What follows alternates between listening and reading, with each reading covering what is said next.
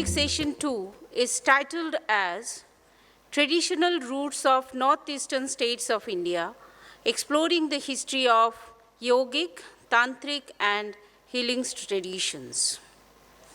Ladies and gentlemen, as we all know that this Ashtalakshmi Sant Vichar Sammelan follows closely on the heels of the first ever World Sant Literature Conference, or the Vishwatmak Sant Sahitya Sammelan, which was held at Kolhapur, Maharashtra. The challenging time of COVID lockdown was the trigger for the event, where our learning from Vedic and Sant Sahitya of Vishwabandhuta and Vasundevaya Kutumbakam were seen in how each of us cared for each other and helped those less fortunate than ourselves to pull through the difficult times. The greater thought behind this event has been the idea of universal consciousness, a deeply Indic idea of the world and the universe, now being explored globally in the fields as varied as spirituality, religion, and quantum studies. This is a moment of great joy and immense pleasure as we unravel the names of the distinguished guests and speakers of this session. We are hopeful that this session, Academic Session 2, will be unique of its kind, with the moderator of this session, Dr. Aurobindo Mahato, and with our other eminent speakers.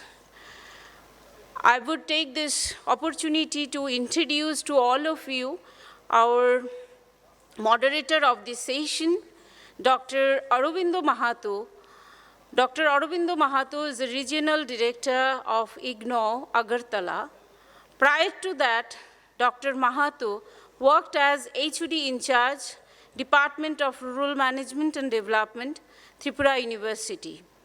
He has completed his PhD from Vishwabharati, Shantiniketan, and NIRD, Hyderabad. He has completed his Master's Population Studies from IIPS, Mumbai. He has acclaimed many articles in national and international journals. He has published many textbooks in which business plan in enterprising and tourism in Tripura is one of the popular ones. Now, I would like to introduce our speakers of this session, Dr. Saurish Debbarman. He is a faculty at Agartala Government Medical College, obstetrician and gynecologist and endoscopic surgeon. He is a member of the editorial board of Northeast Chronicles. He is a life member of Indian National Trust for Archaeological and Cultural Heritage, New Delhi. He is the founder and secretary of Trivek, one of the organizing partners of Ashtalakshmi Sant Vichar Sammelan. He is also the president of National Medicos Organization, Tripura. He is the president of Tripura Janjati Shiksha Samiti. He is also a member of Advisory Committee of Tribal Research Institute, Government of Tripura. We are happy to announce that we have among us the gracious presence of Acharya Sridhar Iyer Vasudevan. Dr. Iyer Sridhar Vasudevan is a PhD in Sanskrit, and he is a MA in Sanskrit. He worked as a senior Sanskrit teacher at Parle Tilak Vidyalaya English Medium School, Mumbai. He worked as a visiting faculty in the Department of Sanskrit, University of Mumbai. He is also associated with Kavi Kulaguru Kalidas Sanskrit University as a content writer. He is associated with Kalasadan Mumbai as team member and stage anchor. He is also associated with Indika's author. We are having among us the presence of Acharya Agastya Sanjeev Patriyal, who hails from a Keralite family who have been traditional worshippers of the mother goddess, a child prodigy born with a natural inclination towards dharma. He was initiated into Sri Vidya as an upasaka at the young age of 16, and thereafter has been a student and a practitioner of the Sri Vidya school. Belonging to the revered Hamsa Gayatri Mandali, he has a profound knowledge of Tantra, Agamas, and Puranas. Although a graduate in mass media, Sri Agastya considers himself a full-time dharmic activist and has been actively engaged in the propagation of dharma through priesthood, teaching, and utilizing his professional background for various cultural, religious, and social organizations as a freelancer. We are having the presence of Kakching Tabam Brajamani Sharma, who has worked, retired as a college librarian, who also had the title of Acharya, being the gold medalist in Bachelor of Library and Information Science. He has published more than 30 books, including translations like Chanakya Niti, Chaurasi Cross, Brajamandal, etc. He has also translated with explanations titled Gitamritam, Srimad Bhagavatam, etc.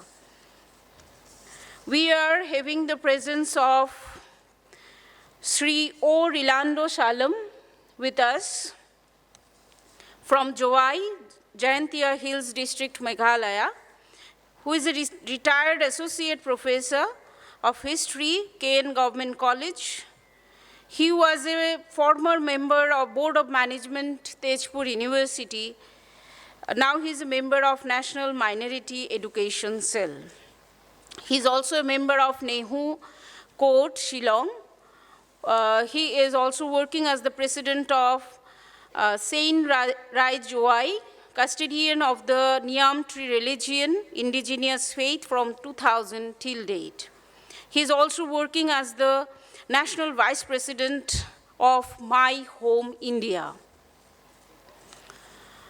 We are having among us the gracious presence of Manushi Sinha Rawal, who is the author of several books, including The Right of the Blue Vanquisher and Saffron Swords, a bestseller. Her books are published in various regional languages. Her writing is a passion, and she is editor by profession. She had published several articles on her website, My India, My Glory. She was educated at Dumdama and graduated from Women's College, Tinsukia, Assam. She is a postgraduate in English from the University of Pune. She has dedicated decades in research of Indic civilization. She is a daughter of Assam with ethnic Manipuri Bishnupriya community. May I request all our distinguished speakers, eminent speakers who are still there of the dais to kindly take your seats over the dais. Hand over this session to the moderator of this session, Dr. Aravinda Mahato, sir, to please continue with the session. Sir, please. So we have very eminent scholars with us, and they are going to give a glimpse on the whole Northeast, traditional roots of Northeastern states of India, exploring the historic of yogic, tantric, and healing traditions. So in academic session is designed in that way that the persons are here, जो हमारे साथ आज उपस्थित हैं, वो इस विषय में गहराई से अपने विचार को रखेंगे और इस विषय में एक कंक्लूजन में भी पहुंचेंगे। तो हमारा सत्र जो है करीब 1.5 आवर का है, तो इसमें हम 2 राउंड में करना चाहते हैं कि ताकि कुछ क्वेश्चंस आंसर भी हो और कुछ डिस्कशन मोड में भी हो। तो पहले बार जो अपनी बात है वो 10 मिनट समय के अंदर अगर रखते हैं तो दूसरे राउंड में अपने को 5 मिनट करके डिस्कशन का समय मिल सकता है। तो मैं आग्रह करता हूं आप में से कोई भी आगे बढ़िए और अपना विषय को सामने रखिए। नमो नमः। नमस्सभाभ्यः सभापतिभ्यश्च वो नमो नमः। A warm welcome to all of you and salutations to all of you. Namah Pranavarupaye, Namo Hrimkara Murtaye, Nana Mantratmikaye, Te Karunaye, Namo Namah. Myself, Dr.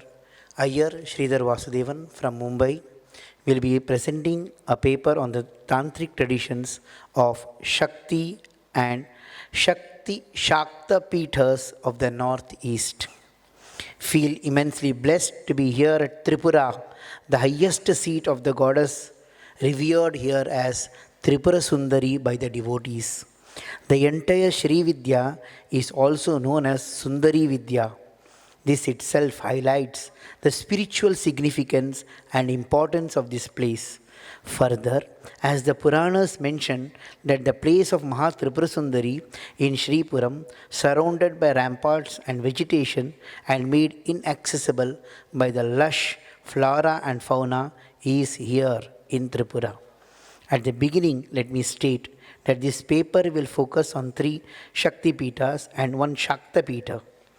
We all are aware that Jagadguru Bhagavatpada Shankaracharya established 4 Amnaya Peethas to replenish, regenerate, revigorate and re-establish the Ananta Anadi Sanmarga known as Sanatana Dharma. This establishment of the 4 Amnaya Peethas resonates to a still more ancient tradition of the Shakta Peethas, which hold 4 Peethas as the nucleus power centers of Shakti worship. They are Odra or Odhyana, Jalashaila or Jalandhara, Purnashaila or Purnagiri, Kamarupa. They are furthered by the Kalika Puranam also. These 4 Peethas are both Shakti Peethas as well as Shakta Peethas. Let us first understand what is a Shakti Peetha and what is a Shakta Peetha. Are they both the same or are they different? Shakti is the primeval energy, the cosmic power of creation, who in the company of Shiva initiates the creation of the world, the cosmos, and when away initiates dissolution. This Shakti is, in the context of the paper, is Shiva Shakti, that is Shivasya Shakti. But who is this Shivasya Shakti whom I am referring to? Yes, it is Sati, who is associated with the Peethas. The Devi Bhagavata Mahapurana and the Shiva Mahapurana speak about the origin of the Shakti Peethas. They mention about Dakshayani, the daughter of Daksha Prajapati, who gave up her mortal frame in the Yajnashala of her erstwhile father. Daksha, the foremost and youngest of the Prajapatis, he prayed to the universal mother Jagadamba Bhuvaneshwari that she be born as his daughter, and the goddess accepted. On the birth of the celestial grace, he mentally offered her to Shiva as his wife. Later on, she was married to Shiva with great pomp and splendor and sent to stay with Shiva as it is the custom and tradition. Later, due to ego and misunderstanding, a rift was created between Daksha and Shiva. This resulted in Daksha developing an unsurpassable hatred towards Shiva. He later on undertook the performance of an yajna with the sole intention of disregarding the presence of Shiva and thereby insulting him. One may wonder how this turn of events took place. The Devi Bhagavata Puranam gives the reason. It says that one sage Durvasa propitiated the goddess Bhuvaneshwari known as Jambunadeshwari. Maybe this is the goddess Akhilandeshwari in Tiruchinapalli, south of India. The pleased goddess gave to him a garland of flowers which adorned her neck and blessed him. The happy sage now went on to the abode of Daksha in view of glancing the Jagannmata as Bala or the infant form. Daksha welcomed the sage and then Daksha asked for the garland from the sage.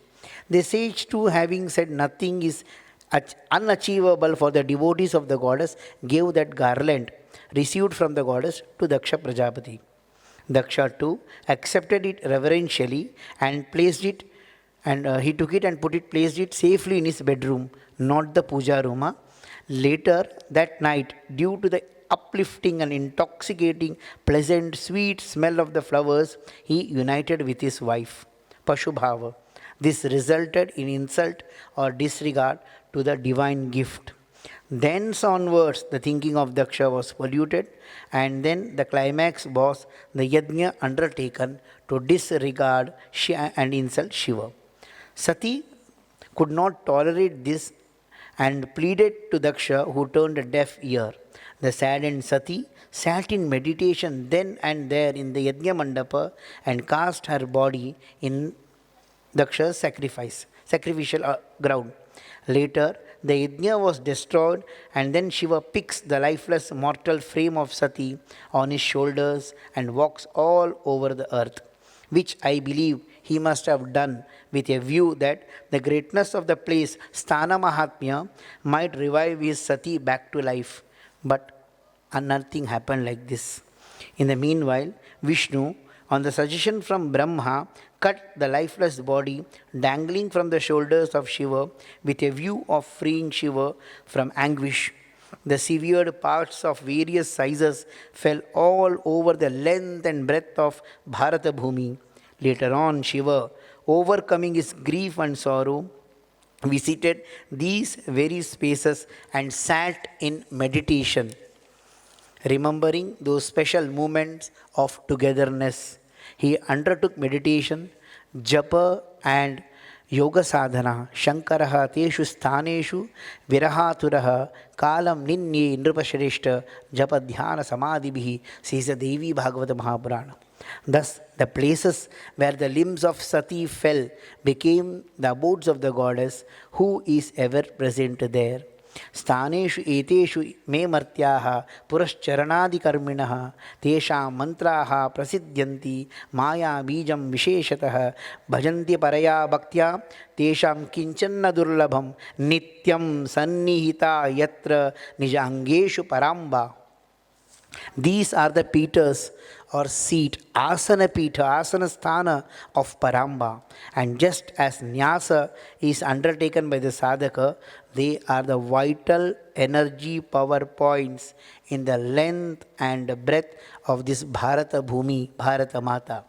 Apart from this, the Kalika Purana and the Nitya Shodashika Tantram mention 4 Peters as Shakti Kendras or Shakta Peters. They are Mudra Mandala Pitam tu Mantra Pitam Tathaiva cha Vidya Pitam Tadaiva iha Chatushpita tu Sanhita. These collaborate to the Peters of the Kalika Purana. Udhyana Pitam is known as Agnya Pitam. Purnagiri Pitam is known as Mantra Pitam. Jalandhara Pitam is known as Vidya Pitam. Kamakhya Pitam is known as Mudra Pitam. As per the scriptures, a Peter is the place worthy of undertaking and performing yajna, yaga, etc. Yaga yogya sthanam pita namna abhidhiyate. Thus, the Peter for the sadhaka is the naimittika karana or the efficient cause of Shakti to hold and sustain the world. With intense devotion and spiritual discipline, he visualizes and later transforms the very presence of the goddess within himself. These are the tantric and yogic aspect. Thus, for the sadhaka, there exist 2 types of Peter. One within himself. One which is Bindumaya and the other one is Nadamaya. Bindu Nadamaya Pita Dvayam. He feels the Bindu on the left Vama of his body and the Nada on the Dakshina Bhaga or right side. These 2 in turn give rise to a third which is midway between the 2. The Shaktas have identified the following as the 3 Peters: Kamakhya as Shakti Pitam, that is Vama Bhaga, Purnagiri as Nada Pitam of Dakshina, and Udhyana as the Bindu Pitam midway between. One thing in the enumeration of the list of the Shakta Peters, we find Kamarupa or Kamakhya as very important seat of the Shakta worship. As a sectarian seat of the Vamachara, an important powerful seat of the Purvamnaya Shakti Peters. As a Sati Anga Shakti Pita, it is itself, it is the place where the yoni of Sati fell. Yoni of everything evolved and existing. Yoni, the origin, the source, has a very special significance. Jagat Yoni. These are three Shakti Pitas. There are three Shakti Pitas in the northeast and one Shakta Pita, which is also the Amnaya Pita. The three Pitas are Yoni Pita, Kamakhya, where the Bhairava is Umananda Bhairava. It is in Assam. Jayanti Pita, where the Jangha of the Jagannatha fell. It is called as, the Bhairava is Kramadhishwara, and it is at Meghalaya. And Tripura, this very place is Padapita, where the right toe Anguli fell. The goddess is Tripura Sundari, and the Bhairava is Tripuresha Bhairava. It is in the Tripura hills at Agartala. The three Pitas with three limbs are the Shakti Pita, and the Yoni Pita is the Purvamnaya Shakta Pita. We will focus on the Tripura Sundari Devata. The Tantras hold the goddess. 2 minutes or? I got just 2 pages. The Tantras hold the goddess Tripura Sundari as the highest and the supreme goddess, the third among the list of Dashamaha Vidya goddess. The mantra of Tripura Sundari is known as Shri Vidya. Her yantra is the Shri Yantra, and she dwells in the Bindu, that is Shiva, both as the triangle enclosing the Bindu and as the Nadha, which is the constituent of that Bindu, in the form of Ananda. The Tantras dwell on expressing the etymology and explanation of the term Tripura. The Nitya Shodashika Tantras gives the etymology as Tripura Parama Shaktir Adya Jataditaha Priye Stula Sukshma Vibhedena Trailokyotpatti Matrika. She is the primordial ultimate Shakti and is the cause of all that is gross and subtle. She is known as Tripura because Tribyapura Tripura Tribindu Tritatvebhyapura Purvam Sthita Iti Bhavaha Trivritta Karanat Pragiyam Kevalam Akashakara Paramakamya Rupa Tat Kamantar Sthiti Iti Bhavaha. She is beyond the 3 spheres, hence Tripura. She is beyond the 3 Bindus. The 3 Tattvas exist prior to the Trivrit Karana or manifest evolution exchanges of the 3 tattvas and exist purely as the pure, unaffected, unperturbed, uniform space, and is the most besought and exists within every desire, kama. Thus is the emotive feeling bhava. She is Tripura, Varnanamadi Bhuta, Karana Bhuta. She is the goddess who is beyond all Varna. Varna means color. Varna means the letters. The colors means the 3 Sattva, Rajas, Tamas, which represent 3 colors, and Akshara means the seed letters or the Bija Mantra. Thus, she is the Karana of all. Thus, this 3-lettered goddess is Mahatripura Sundari. The Vamakeshwara Tantra elaborates the term as Trimurti Sargacha Purabhavatvat Trayimayatvacha Puraiva Devya Laye Trilokya Apipurakatvat Prayo Ambikaya Tripuretinam. She exists prior even before the dissolution of the 3 Murtis. Even if the worlds are dissolved, she alone exists. Hence, Ambika is called as Tripura. Further, she is to be understood as the unity of Shiva and Shakti and the mother and the creatoress of the 3 worlds, hence spelt as Tripura. Shiva Shaktyatmaka Sanyeyam Tattva Tritaya Purnat Triloka Jananim Chata Tena Sa Tripura Smrita. She is older than the 3 Murtis. The Tripurarnava Tantram gives a more esoteric meaning to the term Tripura, thus strengthening further the yogic connection with the tantric practices. We do yoga where we have got Ida, Pingala and Sushumna Nadi. So let us see that. Naditrayam tu Tripura, Sushumna, Ida, Pingala, Mano, Buddhistata, Chittam, Puratrayam, Udakritam. Tatra Vasatyesha, Tasmatu Tripura Mata.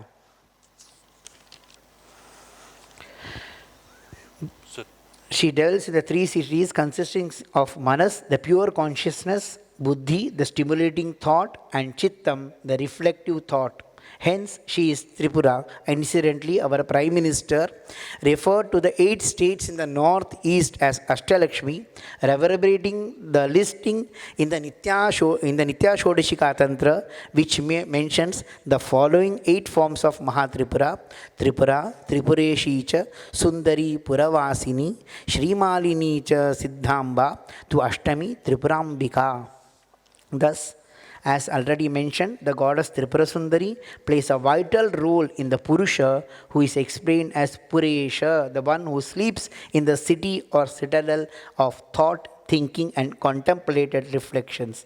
She is the essence as well as the evolved form of the Bindu Nada. Though one appears as two, yet functions as one collaboratively with each other and again as one with multiple reflections, and is as such lauded by the yogins. Let me conclude with a quotation from the Kalika Purana: Trikonam Mandalam Chasya Sarvam Trayam Trayam Yasmat Tasmatru Tripura Mata Devanam Tritrayam Trayi Hutabujam Shaktitrayam Triswaraha Trailokyam Tripuri Tripushkaram Ata Tribrahma Varnastraya Yatkinchit Jagati Tridha Niyamitam Vastu Trivargatmakam Tatsarvam Tripureti Nama Bhagavatya Anveti Mite Tattvavantaha. Let us all salute to this Tripura Sundari, the Sri Vidya Swarupini, in her own abode, the Shripuram or Tripuram here in Agartala. Jai Tripura Sundari Mata, Jai Jagadamba Mata, Jai Jaya Bhava. धन्यवाद. धन्यवाद. सर्वे वास्तुमयम देवम सर्वे वास्तुमयम जगत त्रिपुरा सुंदरी पादुकाय पूजायामि नमः. तो आपका जो विषय था ये त्रिपुरा माँ सुंदरी के कदम में हमारी प्रणाम है, और ये विषय का जो आगे हम लोग डिस्कशन में ले जाएंगे. अगर किसी हमारे बीच में उपस्थित हो जिनका विषय इनसे मिलता जुलता हो तो उनका पहले लेने से ये डिस्कशन अच्छा रहेगा. शक्ति पीठ के बारे में किसी का अगर विषय नहीं है, आपका है. ओह, तो Saurish request be here only, there is no issue in discussion mode, it could be better. Doctor या Dr. Saurish Debarma is here, so I would like to request him to deliver his views on this issue and highlight us about the various rooted, in-depth knowledge about this, very old and very eminent, by age very young, but historically very old person, and so Saurish's history is very popular and in-depth in basically in case of Tripura. So I would like to request you, sir, please take the mic.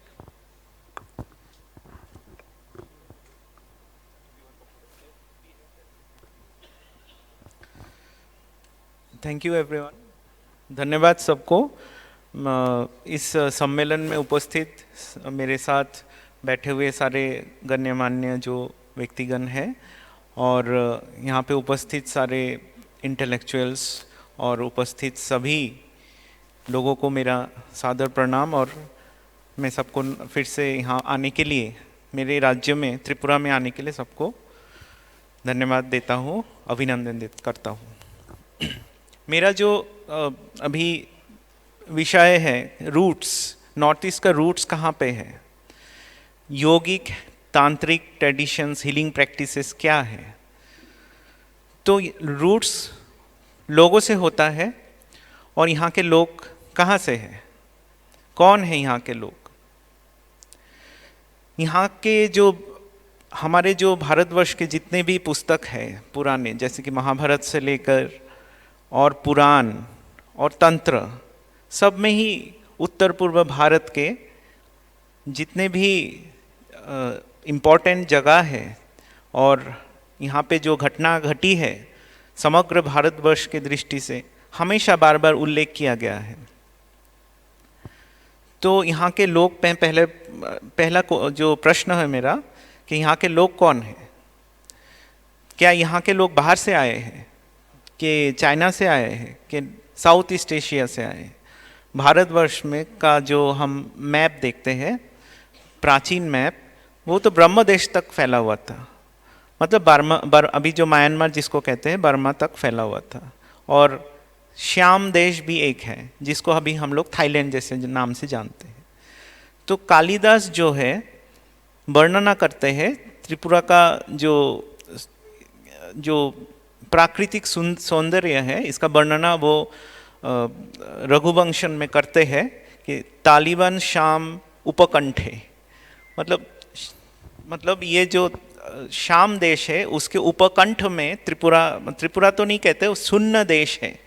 तो पहला जो यहाँ का जो map था, यहाँ पे 5 जगहों पे बलि जो उनका जो 5 पुत्र हैं उनके नाम से यहाँ पे था। तो एक देश था शून्य देश। तो शून्य देश जो है उसका जो मैप है वो अभी वर्तमान त्रिपुरा है। तो रघुवंश में कालिदास ये बोलते कि श्याम देश के, हमारे यहाँ से थाईलैंड काफ़ी पास है, तो इसके उपकंठ में ही ये देश है। और यहाँ पे कालिदास वर्णना करते हैं कि कितना सुंदर है यहाँ पे, क्या है क्या चीज़ नहीं है। अब महाभारत में आइए, महाभारत में युद्ध होता है तो यहाँ के नॉर्थ ईस्ट के सभी लोग जाते हैं युद्ध करने।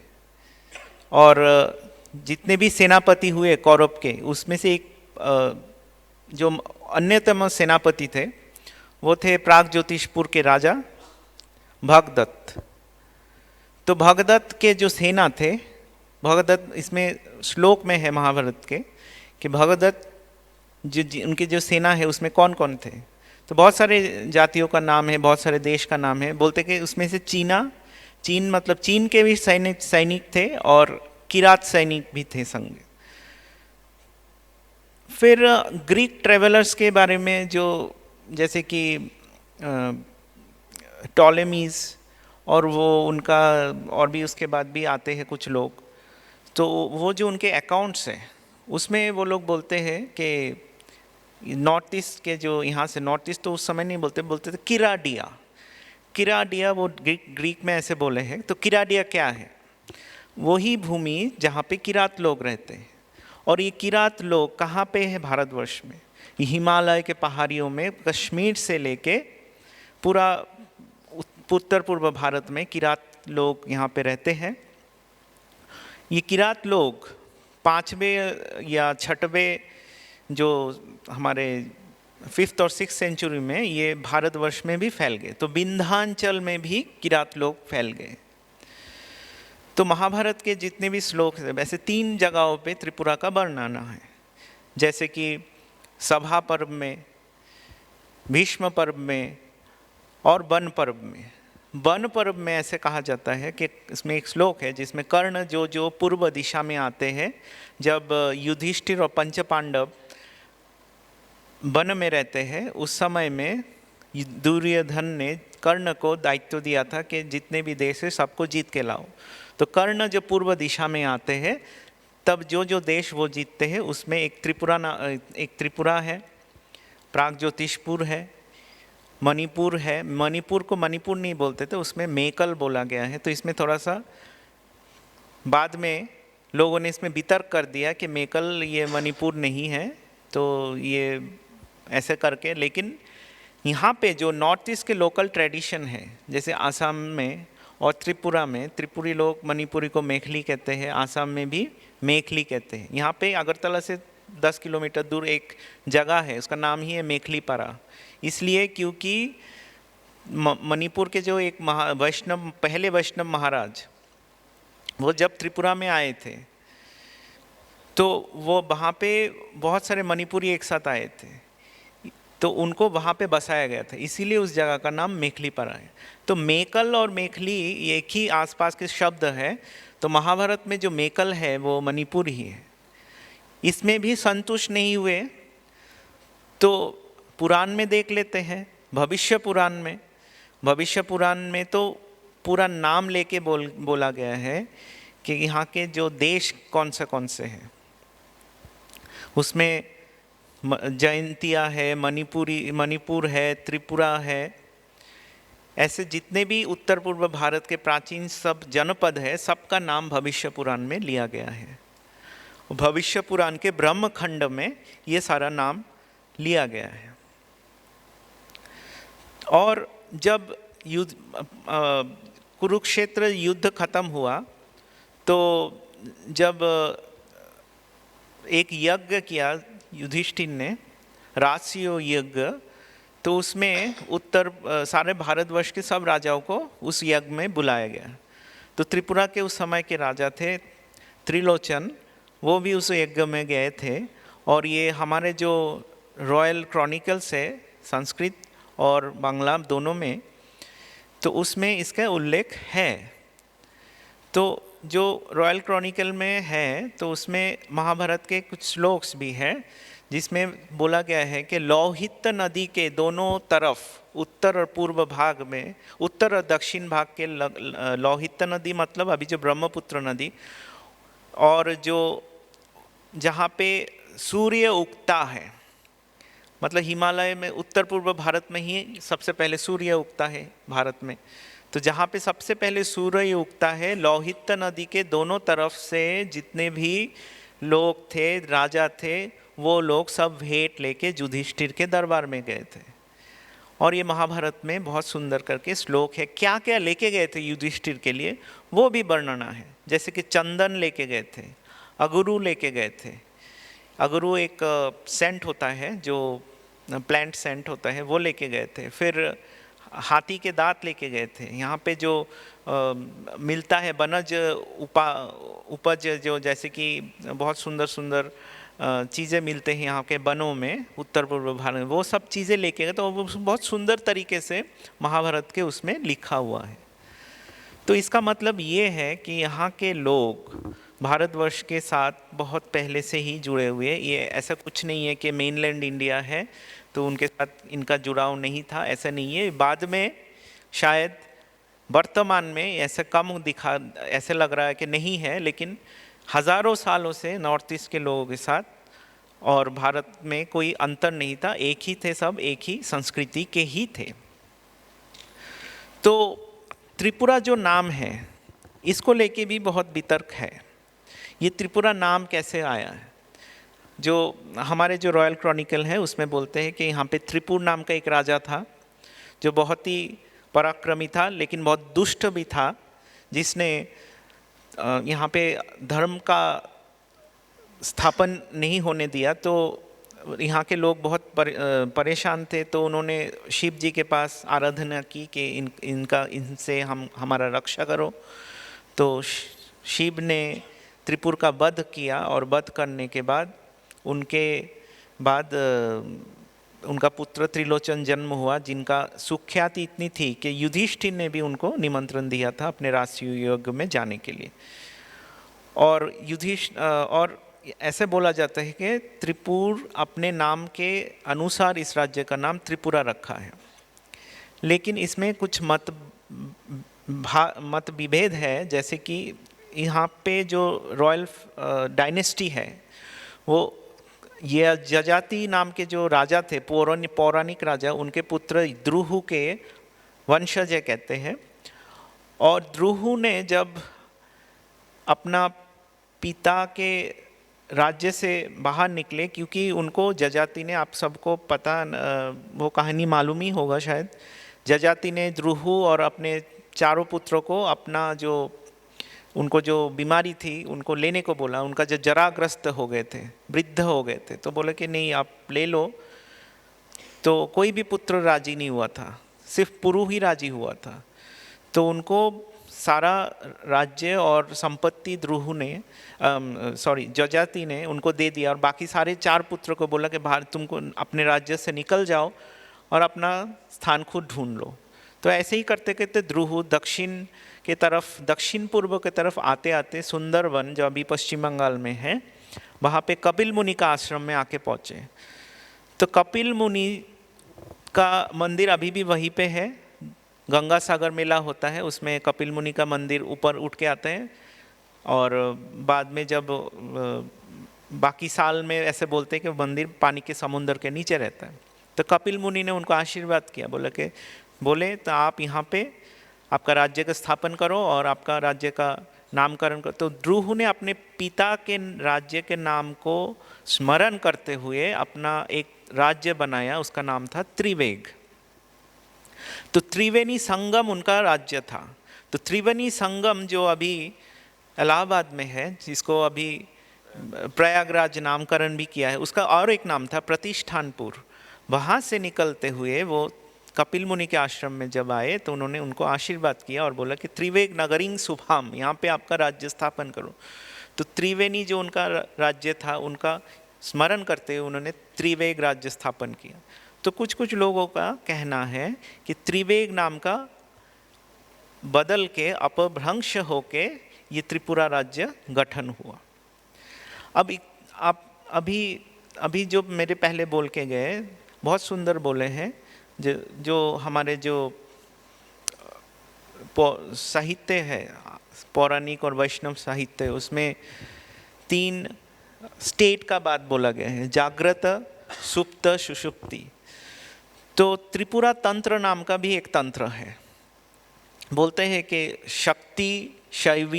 शक्तिज़म, शैविज़म और वैष्णविज़म, तीनों को मिला के जो एक धर्म बनता है और तीनों को जो फॉलो करके जो लोग अपना जीवन व्यतीत करते हैं वो त्रिपुरा तंत्र के अनुयायी होते हैं। तो त्रिपुरा तंत्र हो सकता है, ऐसा भी हो सकता है कि जो त्रिपुरा, यहाँ के लोग त्रिपुरा तंत्र को मानते थे तो इसीलिए इस राज्य का नाम भी त्रिपुरा हो सकता है। तो कुछ कुछ लोग कहते हैं कि शक्ति और शैव जो है वो तो आदिवासियों का धर्म है और वैष्णविज्म अपर कास्ट के धर्म है। ऐसा नहीं है। हरिभक्ति विलास ग्रंथ में ऐसा बोला गया है कि द्विज जो है, जो ब्राह्मण है, वो तो गायत्री का आराधना करके ही लाभ करता है भगवान को। तो इसका मतलब ये है कि गायत्री का आराधना करना मतलब शक्ति की ही आराधना करना। तो इसका मतलब ये है कि वैष्णविज्म और शक्तिज्म और शैविज्म इसमें कोई अलग नहीं है। प्राचीन काल से ही इस देश में शक्ति और शिव का हमने सिंबलिज्म के तरह से उनको हमने पूजा किया है। शिवलिंग सबसे उज्जवल उदाहरण है इसका, और शक्तिपीठ वहाँ पे जैसे कि कामाख्या पीठ का बारे में बताया गया है अभी, तो ये सारे सिंबलिज्म है शिव और शक्ति का। तो नॉर्थ ईस्ट में शिव और शक्ति का ये इनका राष्ट्र धर्म है। यहाँ पे सभी जगह पे आप जाएंगे, एकदम अरुणाचल प्रदेश में भी जाएंगे, परशुराम कुंड करके एक जगह होता है जहाँ पे अभी बहुत अच्छा काम शुरू हुआ है। परशुराम कुंड में उधर एक मंदिर है ताम्रेश्वरी करके, दिक्कर वासिनी भी उनको बोलते हैं। तो वहाँ के जो आदि मिश्मी जो ट्राइब्स है वो उनका देवी है। फिर आप त्रिपुरा में आ जाइए, यहाँ पे त्रिपुरा सुंदरी है। साथ में यहाँ पे जो कुल देवता है वो चतुर्दश देवता है, और चतुर्दश देवता में शिव भी है, शक्ति भी है, विष्णु भी है, और भी गणेश भी है, हिमाद्री भी है। हिमालय का भी यहाँ पे कल्पना किया गया है, और गणेश कार्तिक जो युद्ध के देवता है उनका भी कल्पना है। ये जो 14 देवता है त्रिपुरी लोगों के, ये एक पैंथियन है 14 गॉड्स और गॉडेसेस के। ये 14 गॉड्स और गॉडेसेस के पैंथियन सिर्फ त्रिपुरा में ही नहीं है, ये आप ग्रीक सिविलाइजेशन में भी जाते हैं, ये रोमन सिविलाइजेशन में भी जाते हैं, वहाँ पे भी 14 गॉड्स और गॉडेसेस का पैंथियन मिलता है। तो ये जो अपना यहाँ पे जो नॉर्थ ईस्ट में रूट्स, तो किरात लोगों का धर्म शैव शक्ति का है, लेकिन उन्होंने वैष्णविज्म को भी रखा है। त्रिपुरा का 2-4 बात बोल के मैं ख़त्म करता हूँ। जो आइकॉन्स है यहाँ पे, जो यहाँ पे मुद्रा है, 1464 में एक मुद्रा मिली है त्रिपुरा के राजा रत्नमाणिक्य का। उसमें नारायण का भी नाम है, दुर्गा का भी नाम है, शिव का भी नाम है। एक सिंह रहता है उस मुद्रा में, और सिंह के पीठ पे एक त्रिशूल रहता है। त्रिशूल एक आइकॉन है। त्रिशूल मतलब 3 चीज़ों को हम लोग कंट्रोल करना चाहते हैं। शैविज़म को शक्तिज़म, शैव, शक्ति और वैष्णव तीनों को ही हमने इस त्रिशूल में पकड़ के रखा है। तो ये जो त्रिशूल और सिंह है जो शक्ति का प्रतीक है वो यहाँ के मुद्रा के आइकॉन्स में मिलते हैं। तो इससे बाद में विजय माणिक्य नाम के एक राजा थे जो 16th सेंचुरी के थे, उनके मुद्रा में अर्धनारीश्वर भी आए हैं।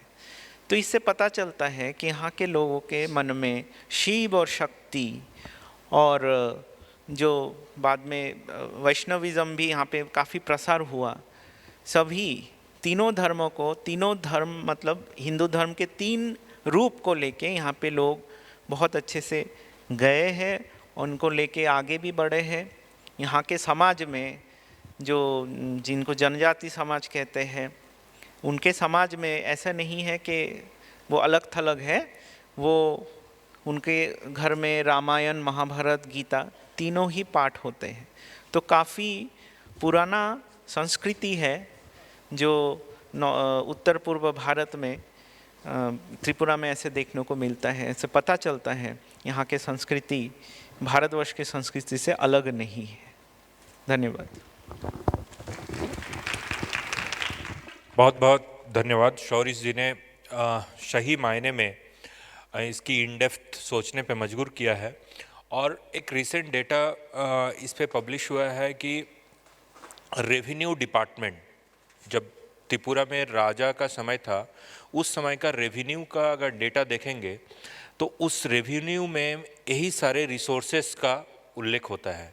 एक तो अगर उसमें है, एक आइवरी मतलब हाथी का दांत उसमें बहुत मायने माना जाता है। और उससे जो रेवेन्यू कलेक्ट होता है, इसको जब आप कलकत्ता के रेवेन्यू से कंपेयर करेंगे तो एक बहुत अजीब सा चीज़ मिलता है। वो है जो हाथी का दांत त्रिपुरा में कॉस्ट 10 पैसा है, उसी समय में कलकत्ता में उसका कॉस्ट 1 रुपया है। तो अगर ये सोसाइटी को डिवाइड ना करता, अगर कलकत्ता में बैठे हुए लोगों को मिंगलिंग हो जाता त्रिपुरा के हिल एरिया के लोगों के साथ, तो जो ब्रिटिश कॉलोनी सिस्टम जो रेलवे लाइन उस समय भी बैठाया था, यहाँ से हाथी का दांत और वुड ट्रांसपोर्ट करने के लिए, वो सक्सेस नहीं हो पाता। वो 10 मतलब 1 रुपये का चीज़ वो 10 पैसा में कभी नहीं ले पाते। और वो रेवेन्यू डेटा से ही वो क्लियर होता है कि कितना रेवेन्यू मिलता था, कितना टन सप्लाई ऑफ हाथी का दांत और इससे। तो ये समाज को बाद में तोड़ा गया, इसमें कोई डाउट नहीं है। एक दूसरा विषय में जो डॉक्टर शौरिश ने बताया वो भी हम देखते हैं कि शिव हो, विष्णु हो और प्राण हो, आज के दिन में शक्ति का हो, ये सारा जो है आराधना पद्धति जो है वो नेचर बेस है, प्रकृति को मान के जहाँ से हम चलते हैं, और जो ये सारे शक्तियों का उत्पत्ति स्थल है। और आज के दिन में कोपनहेगन का जो क्लाइमेट चेंज कॉन्फ्रेंस हुआ, उसमें भी यही 5 विषय को रखा गया। जल, वायु, आकाश, पृथ्वी, इसको कैसे आप बचाएंगे। तो जो सोसाइटी या डेवलप क्लास आज सोच रहा है क्लाइमेट चेंज कॉन्फ्रेंस में, वो हमारे ट्रेडिशंस में बहुत पहले से रूटेड है, इन रूटेड है। और उनके करीब रहने वाले, हिमालय के पाददेश में रहने वाले ही लोग रहेंगे, क्योंकि प्रकृति के पास है। तो प्रकृति के पास है तो उनका करीबी ज़्यादा होगा, उनका पद्धति जो है वो उनसे जुड़ा हुआ ही होगा।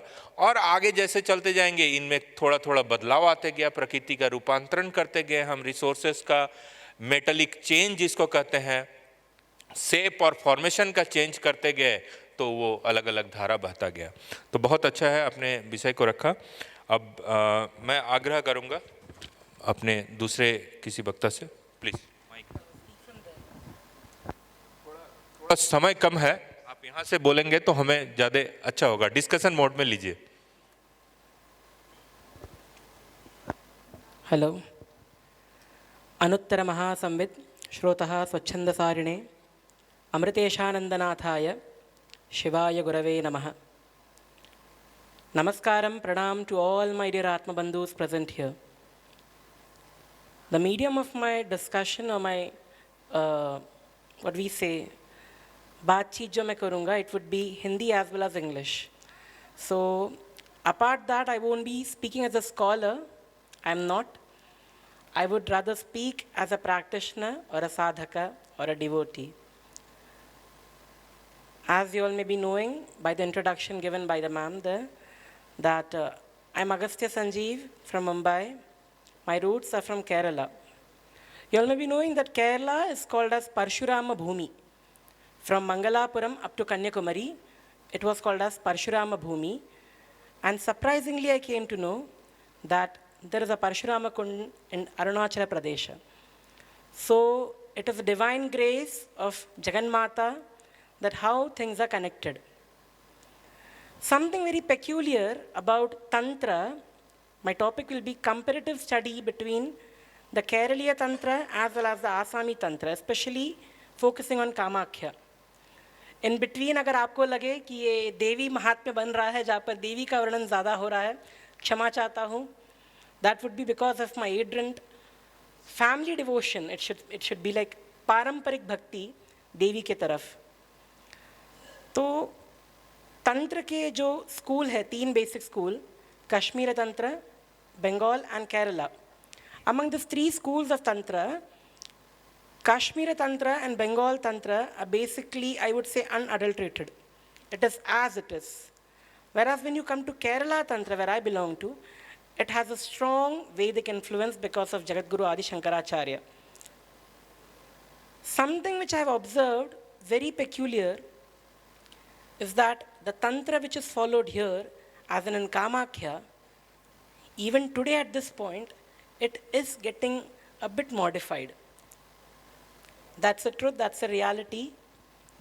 And when I talk from a Sri Vidya point of view, of course, Kamarupa is a very important Pitha for all of us, all the Sri Vidya Upasakas, all the Devi Bhaktas and the Upasakas present.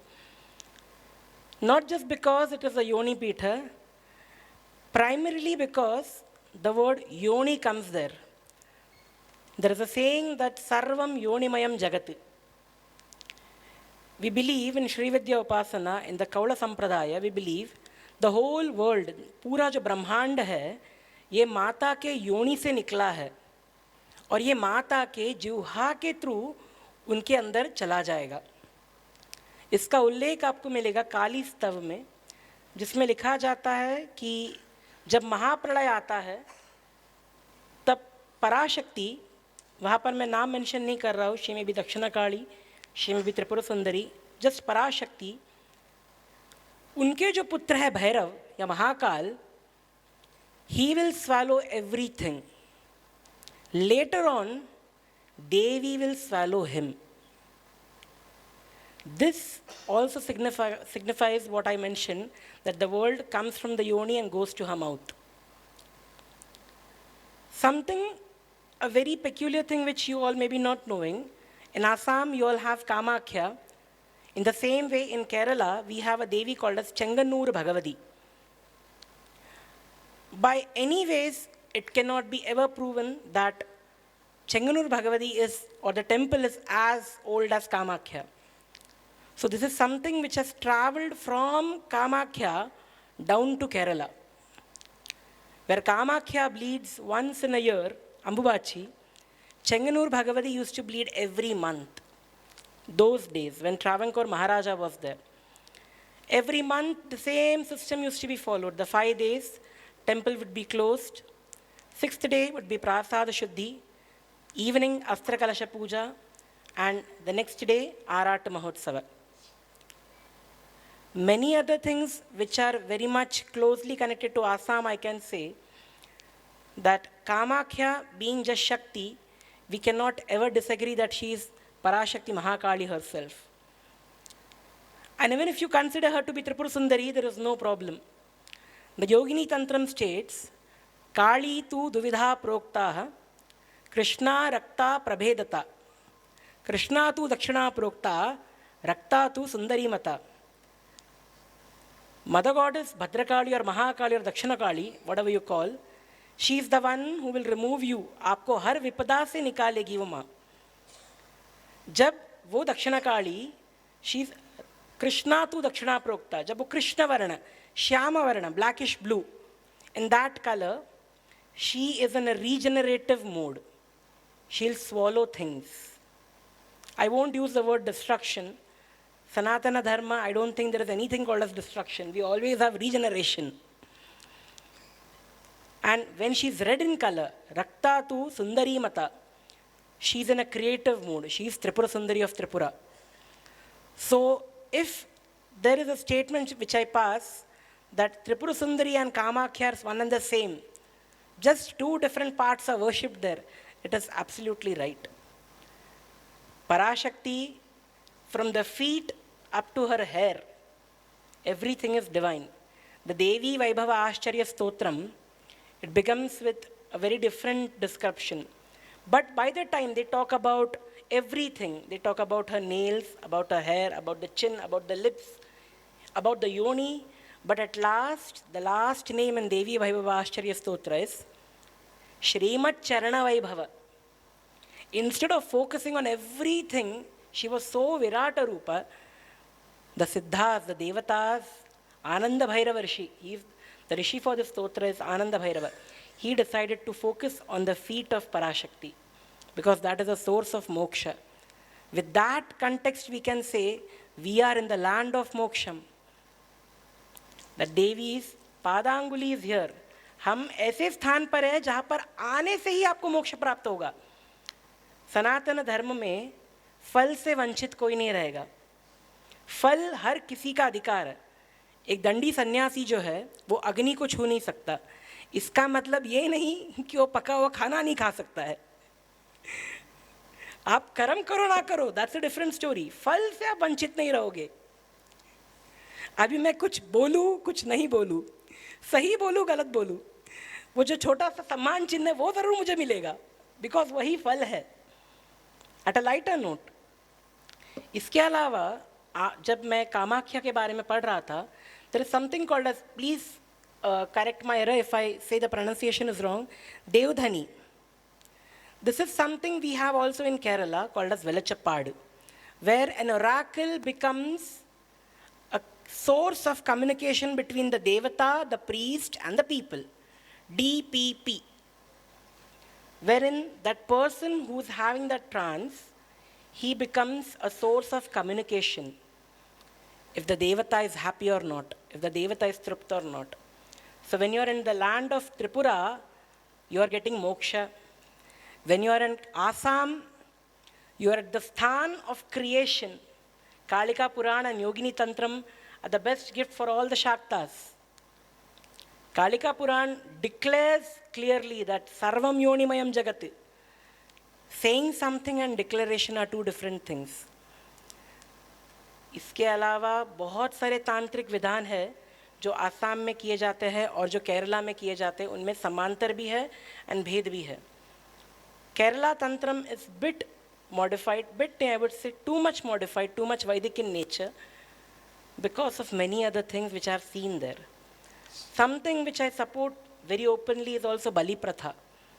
As far as concerned about a Pratha which is being followed, it should be followed in every possible way by a Yogya Sadhaka. ऐसे नहीं कि कोई भी उठ के आ जाएगा और कुछ प्रथा कर सकता है. योग्यता पात्रता को भी हमें ध्यान में रखना पड़ेगा.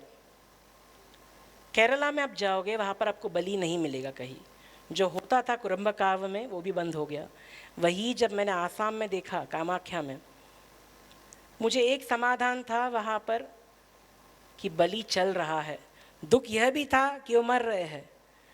But understand this philosophy that you are never born. How will you die? You have always been existing in this world. It is just that a new body is being taken and you are not realizing it. Apart these many points which I have mentioned, there is something very particular about this place Tripura. As my dear friend Sridharji also mentioned, we are in the land of Tripura Sundari. It is said that when Devi Upasana is done, the highest, the pinnacle of Devi Upasana, you just see a bindu. That bindu is exactly where everything comes from and everything will go back. That bindu is Pratyaksha Tripura Sundari. Apart moksha, you are also in the land of Tripura Sundari. She is the empress of this place. We all should be blessed enough that we are at this place. We are having this Sammelan here. All Astika Mahajanas are sitting here. It is indeed my bhagyam that I am able to speak whatever little I know. And this particular thing which I was mentioning about Tantra, it won't be wrong if I say Tantra, as far as concerned, very particularly Shakta Tantra, originated from Assam.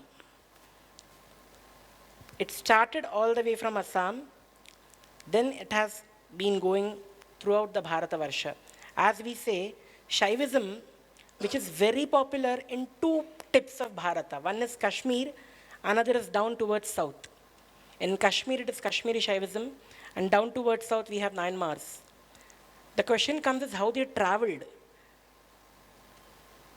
In the same way, even in Shakta Tantra, there have been something very much strong, very influencing, which made all these things go down.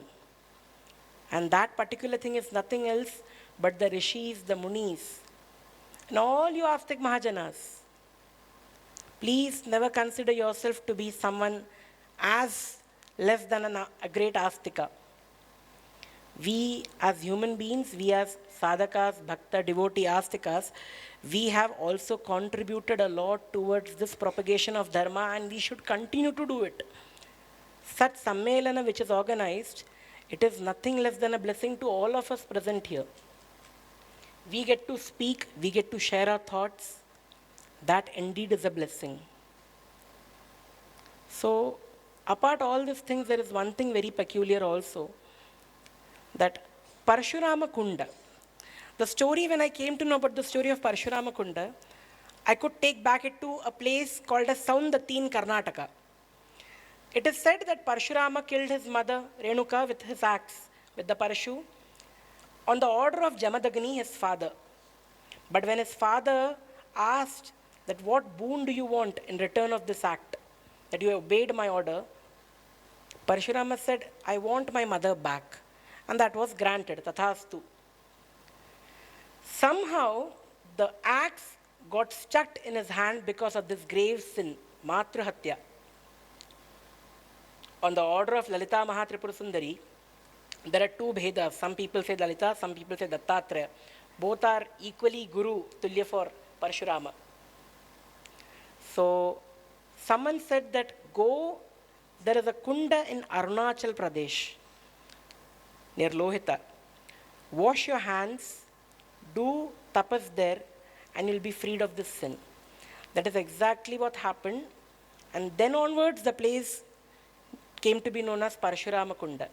The same story, pitch perfect, is again said in Karnataka at a place called as Saundatti by the locals, that Parashurama came here, he washed his hand, he took his bath, and then he was free of that sin. So ये जो विचार, ये जो तंत्र, ये जो शास्त्र, ये पुराण, इन सब का आदान प्रदान है, ये पहले से ही चलते आ रहा है. ये कुछ नया नहीं है. एंड जैसे हमारे डिप्टी सीएम ने बोला था मेनलैंड के बारे में, मैं पूरी तरह से उनको सपोर्ट करता हूँ वो चीज़ पर. There is nothing called as mainland. Rather I should say it is just everybody's मातृभूमि. When I say Ma for a Shakta, every woman is divine embodiment. And when our own country is, we call as Bharat Mata, it means she's Devata Tulya for us. So with this few words, I would like to pass on the mic. Jai Shri Ma. बहुत बहुत धन्यवाद आचार्य अगस्त्य जी, आपने बहुत अच्छे से विषय को रखा और हम सबको इस विषय के गहराई में आया. इसमें जो तंत्र की बात की है, इसमें हमारे आदरणीय माननीय मोहन भागवत जी भी एक बात कहते हैं, वो है यंत्र और तंत्र. अगर आपका तंत्र सही है तो यंत्र सही हो जाता है. तो जिस नॉर्थ ईस्ट की बात कर रहे हैं, जहाँ पे हमारी एक तंत्र का एक उत्पत्ति स्थल है और इस रीजन में इसके बहुत सारे प्रभाव मिलता है और यंत्र हमारा सही हो रहा है ऐसा लगता है। और पूर्वोत्तर भारत का अगर यंत्र सही होता है तो पूरा देश में सूर्य किरण अच्छी तरह पहुंचेगा ऐसा महसूस होता है। तो आज आपके बात सुन के ऐसा मुझे महसूस हुआ। बहुत अच्छा आपने कहा। मैं आग्रह करूंगा अपने आगे आप बताएंगे। सर यहीं से बताइए, थोड़ा कम समय 10 मिनट में कंप्लीट कीजिए। नोट्स आपका काफ़ी ओके। बैठने में थोड़ा दिक्कत है इसलिए सर खड़े होकर बोलेंगे, लेकिन आशा है कि समय उतना ही लेंगे। Good evening, everybody, and also with my co-speaker from the dais and the moderator. First of all, I salute the organizer of this program, in which how come they have invited me to be here with you.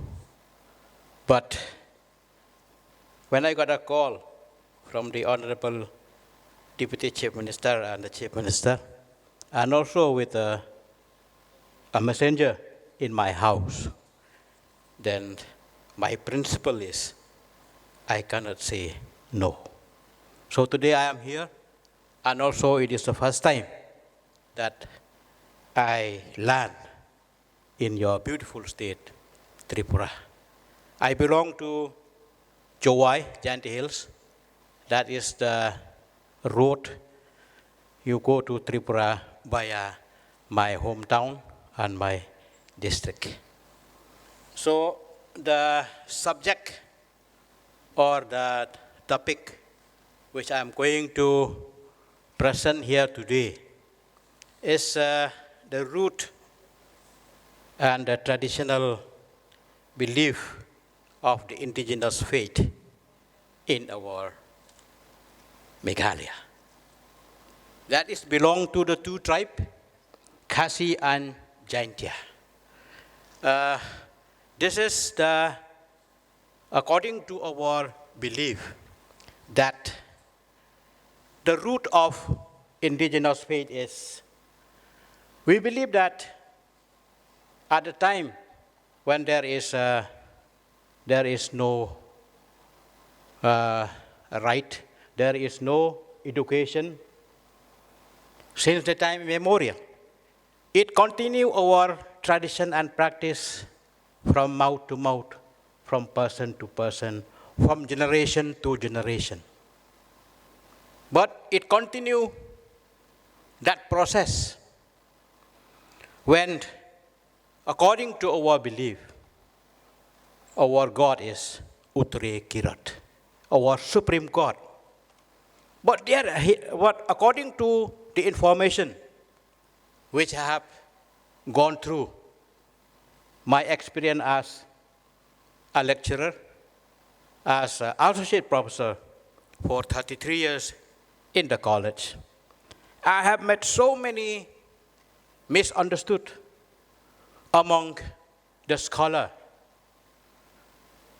who have wrote something in their research and all. Because I don't know how come they, according to their finding, that we believe river, we believe stone, we believe sun, but we believe Mother Earth. According to our tradition, a strong tradition, I am the son of Nyamtre, indigenous faith in Jainti Hills. We believe only one God, Uttare Kirat, that is our supreme God.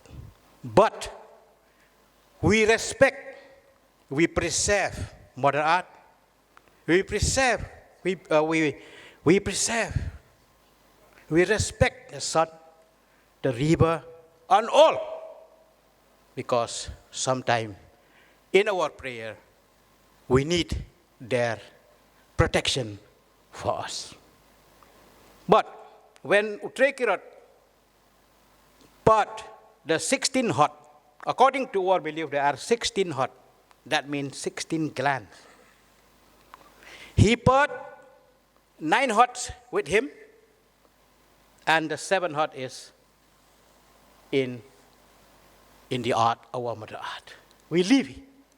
Me also belong to the 7th heart. Along with Ulagriya, it was sent by Utregirat to take us to this art. Before he left us, what did he say? God says that, I will visit you once a year in the 3 nights, 4 days. You will have to give me, you have to promise me a dance.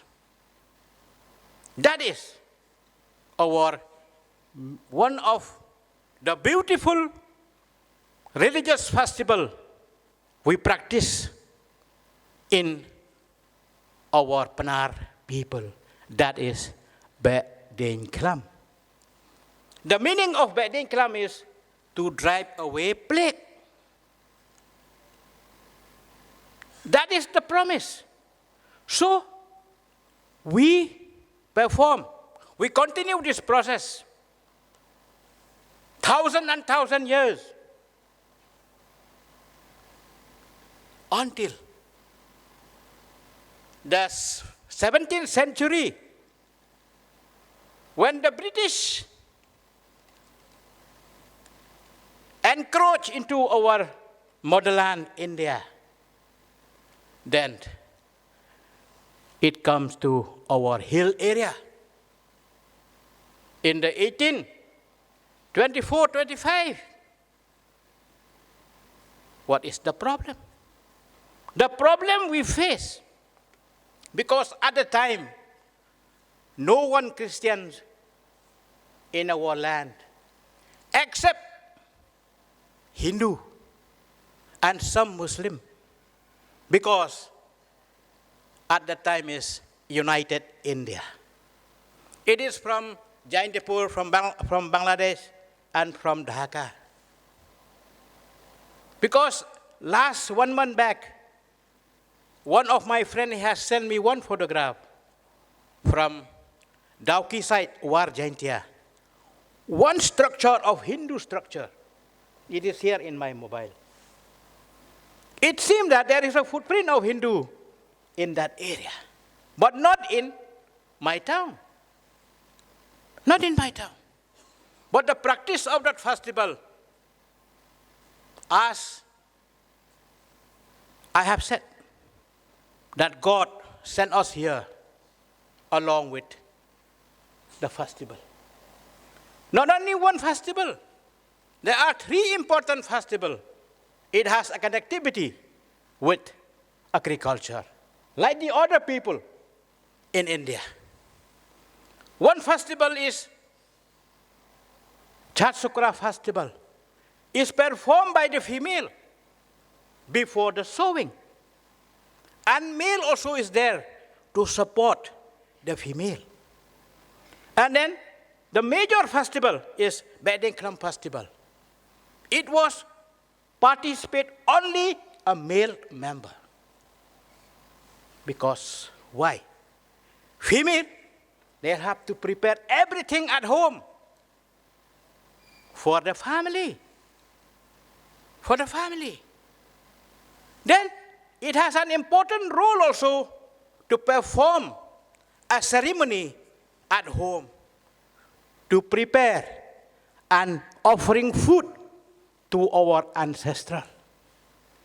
That is the practice. We continue it till 1930. Till 1930. Because after the annexation of Khasi state in 1828 and the Jaintia kingdom in 1835, British began to interfere in the internal matter of the administration of the king and the Dalai. That is the dangerous practice of the British. They came to our hills, to our hill area, in the name of East India Company as a trader. It is there in the history of India. But the mindset, along with the missionary, to convert our people into their faith. That is the dangerous game played by the British during that period. Why? I have told you, I have said that. To 1931, to 1930, it was disturbed by the British. They didn't allow us to perform our festival, Wedding Club Festival. It was our promise to our Supreme God. We feel, because why? There is a force pressure us not to perform. 1931 to 1947, 17 years, we didn't get a chance to perform our religious festival. But luckily, in the free India, we are free in 1948, 1947. The problem faced by our elders at the time, because while performing the festival, we'll have to complete puja ritual, about 4-5 ritual before the festival. But that particular year, 1948, our elders, it is a tough time for them, because money also is the problem. They have to complete the puja or the sacrifices, 17 set. 17 years we miss festival. They'll have to complete it on the particular year. But according to our prayer, that God allowed us to complete 9 set on 1948 and 9 set in 1949. Then festival, Bedeklam festival continue till date. Till date. The problem we face. Most of our indigenous faith was converted into Christianity is during Free India. The basement was done by the British agent, but the maximum conversion is by our own people. Forgive me, but that is the fact which we met in our district. So, now, indigenous faith in our state, Meghalaya, we have only 8.7%. 8.7%.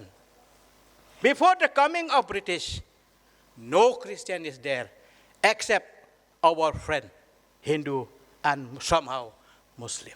But now, it's a crisis for the people who believe indigenous faith. Because once you convert into Christianity, you cannot practice culture. Culture and the religion are the two sides of the same coin. Once you convert into Christianity, according to our belief, you are no longer with the culture. Just like the two sides of the same coin. That is a known fact. So, my dear friend, on the last 25th, 24th, 23rd October, Dr. Mohan Rao Bhagavat Ji visit Meghalaya for the first time. He said something about Hinduism and Hinduism. Then our Christian writer, our Christian columnist, our Christian editor, our Christian elders, they get nervous. Why? For what Mahan Bhagavat have said. About 10 days, every day it appeared in the social media and newspaper. My dear friend, I love my faith. I love my India. I am the one to counter with these people in my state. On the day when the reporter reached my residence, then he asked me my comments. After I given my reaction, nobody say a word. Nobody say a word because I have speak a fact. Because now our indigenous faith, we need the support of our people from India. We need the support because 2008, I will tell you, I am the president of the organization, Sant Rajwai. Sant Rajwai is the custodian of indigenous faith in Meghalaya. I am the president. Now, from 2000 till date, I am the president of the organization. Now, no more conversion. Our people, those converted, now somehow they have come back. They have come back to our faith. But I told them on the press, please, my friend from the Christian area, tell me, how many Christian convert into Hinduism? And then how many indigenous faith convert into Christianity? Please tell me. Please tell me. Because you don't know the ideology of RSS. I told them I was a secretary of RSS in 1989 to 1996, my friend. I know the ideology.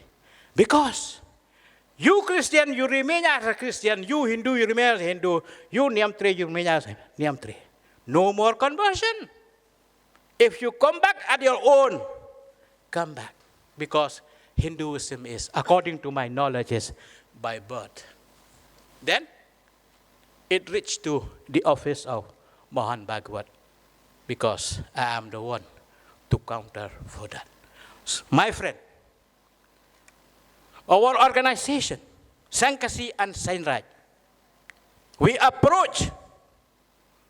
knocked the door of the government in 2008, 2009, 2010, 2011, because we have only a small percentage now in our state. But we didn't know our status. As the origin inhabitant of the state, we didn't have a status. In the statistical book of census, sometimes it appeared that Niamtre Niamkasi, that due to the wrong policy of government of Meghalaya, the name of our faith is disappear. Now they club us with order. Orders that mean I may belong to any religion. Now, we approach the government. Then the central government, during the time of Salman Khurshid, I remember, as the Minister of Minority Affairs, he advised us to approach the state government to recognize us first. Then after that, the central government will do something. So, everybody get nervous. The chief minister after chief minister, they don't want to do it. Because why? They may hit by the church leader in Meghalaya. My friend, now is the question of the day. We approach the Supreme Court, Honorable Supreme Court of India. They have sent it back to us. We will approach again the government of Meghalaya. Now, it is a time. Sir, conclude in 1 minute. Okay, I will conclude. It's a time that the government have to think for us.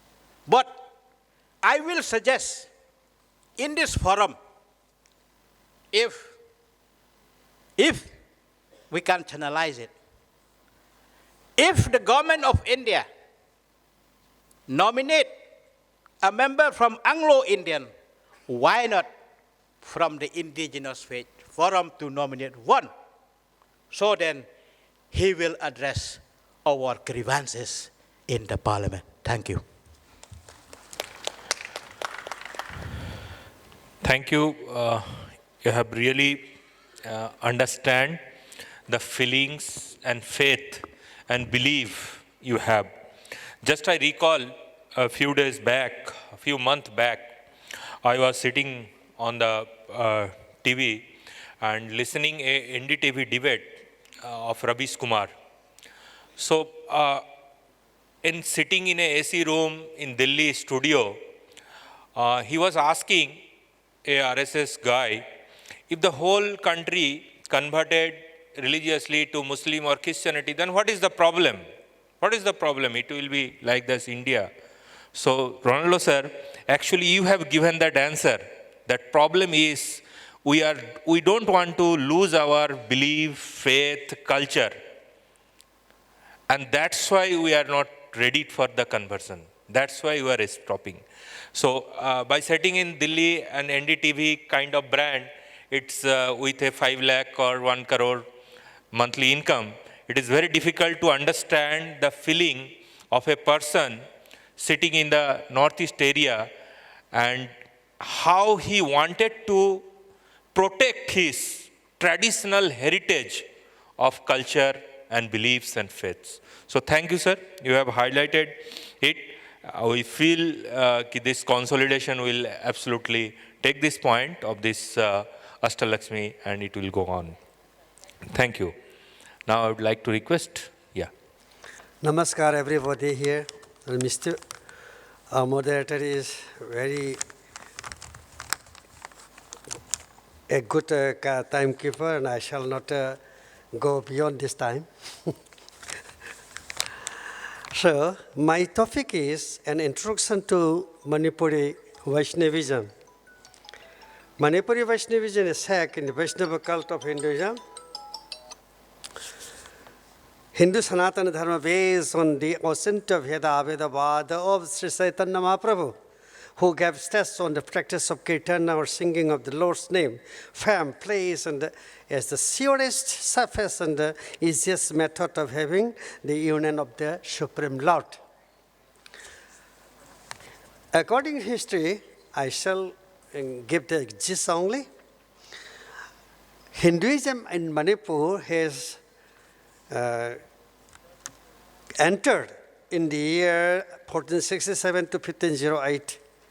But it cannot be really counted the beginning of Hinduism. The Vaishnava cult and systems are modeled by Rajarshi Bhagyachandra, whose daughter was married to the king of this Tripura.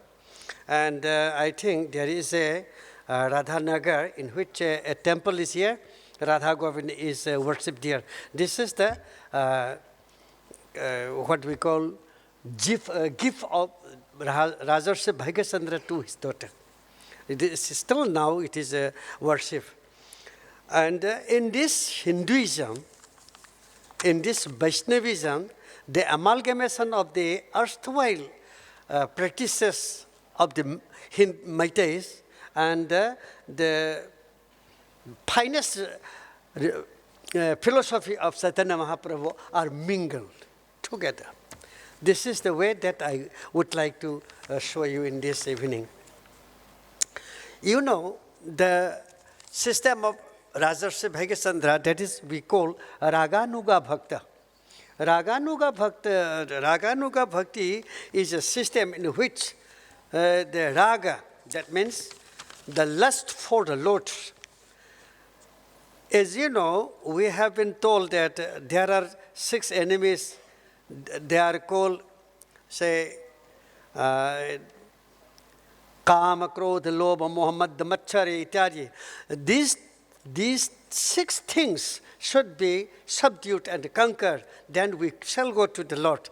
But in Raganuga Bhakti, this should be not subdued. It should be cultured, so that the best thing to be liked is Krishna.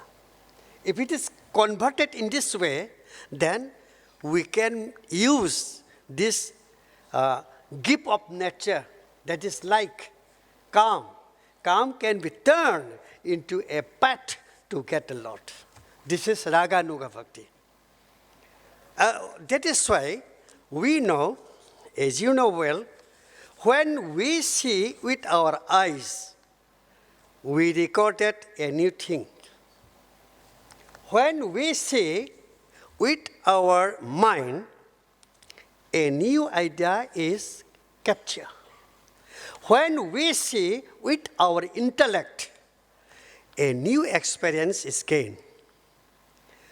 If these 3 things be used to the worship of Lord, then we can have salvation as if an almaka is in hell.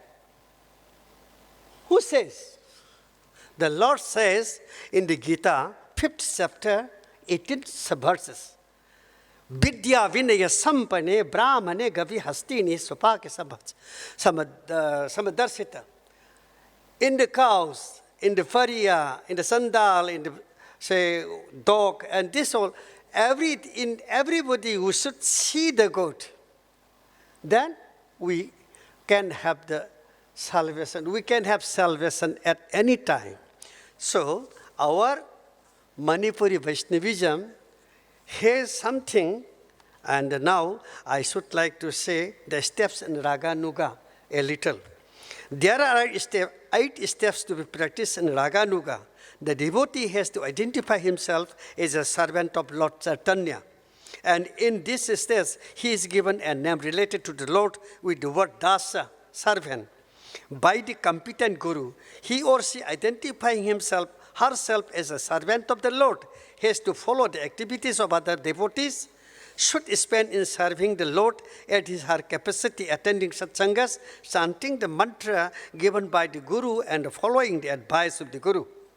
After the practice is completed as considered by the Guru, he or she, having given a dashanam, that means a name with the suffix dasa or servant, is again given another name which is called Manjari, a name among mates of Vrindavana, affiliated or related closely to the prominent lady, which is enumerated as 8 in number, in accordance with that of the practitioner's name, which the Guru has to be decided. After getting the second stage, the practitioner has to identify himself or herself as a mat, attending the time-bound services to the Lord with his consort through the leader lady. The 8 ladies are Lalita, Vishakha, Chitra, Champakalata, Tungavidya, Indurekha, Rangadevi, and Sudevi. They are supposed encircling the 2 deities which is given known as one. Radha and Krishna should be at the center, and the 8 ladies should be encircling them. The practitioner is he or she identify himself or herself as a mat of Vrindavana, should go through the agency of the leader lady, then she will have or he will have the charana or the lotus feet of the Lord. This is the Raganuga system. In Manipuri Vaishnavism, we see the systems are there, but there is the amalgamation of the erstwhile practices and the new system of Vaishnavism after Lord Gauranga or Lord Chaitanya. We know that our Rasa Leela is actually from Uttar Pradesh. But the Rasa Leela of Uttar Pradesh is not known to the whole world, whereas the Rasa Leela of Manipur is known everywhere. Why? As I have already told you that the Rasa Leela should be viewed with intellect. Rasa Leela is not a matter of entertainment. It is a matter of practicing devotion and dedication through a play of the Lord before us. We cannot ignore the glories of Rasa Leela and the Nata Sankirtan of Manipur, which have been dignified by people from all corners. Actually, the origin of both is from Vrindavana and Nadia respectively, but there should have distinctions on the productions of Manipuri Rasa Leela or Nata Sankirtana. Obviously, there are in Manipuri Rasa Leela, the gopis should have no exposure of face or any part of the body that may attract the spectators with respect to human limbs. It is a very important point. They have big and a thick dress which obstructs from being seen any part from waist to sole. The pushman, an ornament at the waist, being a large stiff structure, protects anybody to touch the artist. There is a cloth that covers thorax above the shirt so that no attraction is made on the artist. Moreover, there is a thin piece of cloth that covers the face, and hence the spectator has to use mental faculty than that of organs of view. That imaginative factors are more than the organic instinctive style given by the play to the viewers. The closing of the Rasa Leela is also with arati, that is offering of burning ghrita, bhati, which is purely devotional activity.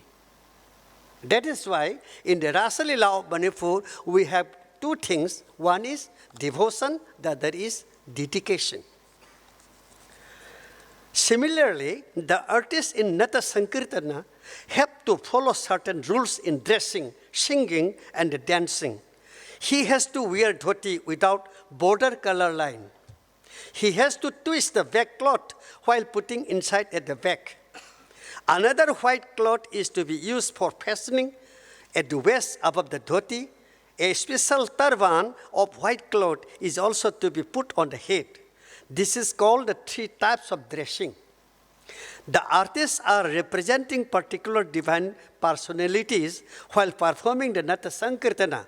Anybody who offers cash or cloth to the artist are to bow down with the offering and are not allowed to give hand to hand. That is, the person would have an idea that he is offering cash or cloth to the divine personalities through the visible artist. This is the practice of devotion and dedication. Moreover, there is a presiding over known as Mandapa Mapu, by whose orders the Sankirtana is to begin, by whose decision will be final when if there is a dispute or any kind of misunderstandings. The Manipuri Vaishnavas imagine that there are 4 doors in a mandapa where a Sankirtan is performed. There are 4 kinds of audiences in the mandapa representing the devotees of 4 yugas and so on. The Nata Sankirtanis have to start with a raga and end with Vijaya or Nitaipada, and there will be Ragatava, Man, Tanchap, etc. as per rules. During the period of Raga, no one is allowed to enter the mandapa. There is also a conch blower sitting at a particular place in the audience. It is clear from the short accounts on Rasa Leela and the Nata Sankirtana that the Manipuri Vaishnavas give emphasis on devotion than physical abilities. Another difference is that the Vaishnavas are graded into two in the Manipuri society. The one is simple. The Hindu systems of Sanskarjaka ceremonies like Sura, Karana, Jaigopavita, etc. are followed as per guidance of the Paurohita or the Brahmins who are experts in these ceremonial observances. The other great wishes belong to persons having Dasanama and Manjari Nama from a competent guru and are known as Guru Pranalika Phanglaba, that is, who have their lineage to the list of persons regarded as Siddha Purus or perfect persons. Such persons, male or female, are not allowed to have family system of living. Each will have a deity of his own, cook by himself for the deity and eat the remnant, and also be a strictly vegetarian. They are to use black tilaka on the forehead, bear 3 rounds of tulsi mala, yogapavita, and be interested in rolling the beads inside a special bag, chanting the mantra given to him or her by the Guru. Now, in my concluding lines, I have to say something about Rajarshi Bhagyachandra. As already mentioned above, the name of Bhagyachandra cannot be neglected at any cost for the contributions to the Manipuri Vaishnavism. The king installed the famous Sri Sri Govindaji temple, Sri Vijayanath Govindaji, Sri Gopinathji, Sri Nityanandaji, Sri Advaita Prabhuji, Sri Bangsi Badanaji, Sri Madana Mohanji, Sri Mahaprabhuji, etc. in suitable places of Manipur and worship with royal patronage. The king installed at Navadip in West Bengal the deity Anu Mahaprabhuji and has been a sacred place for the Vaishnavas, particularly for Manipuris. Rajarshi Bhagyachandra also installed as a gift in Tripura in the Radhanagar, gift to her, to his daughter also. Rajarshi Bhagyachandra is the architect of Raslila and Nath Sankirtan. He ruled the land in the name of Sri Govindaji. We owe to the God-man, Rajarshi, for the opportunities we have been enjoying now. Hari Om Tasat, Pranama.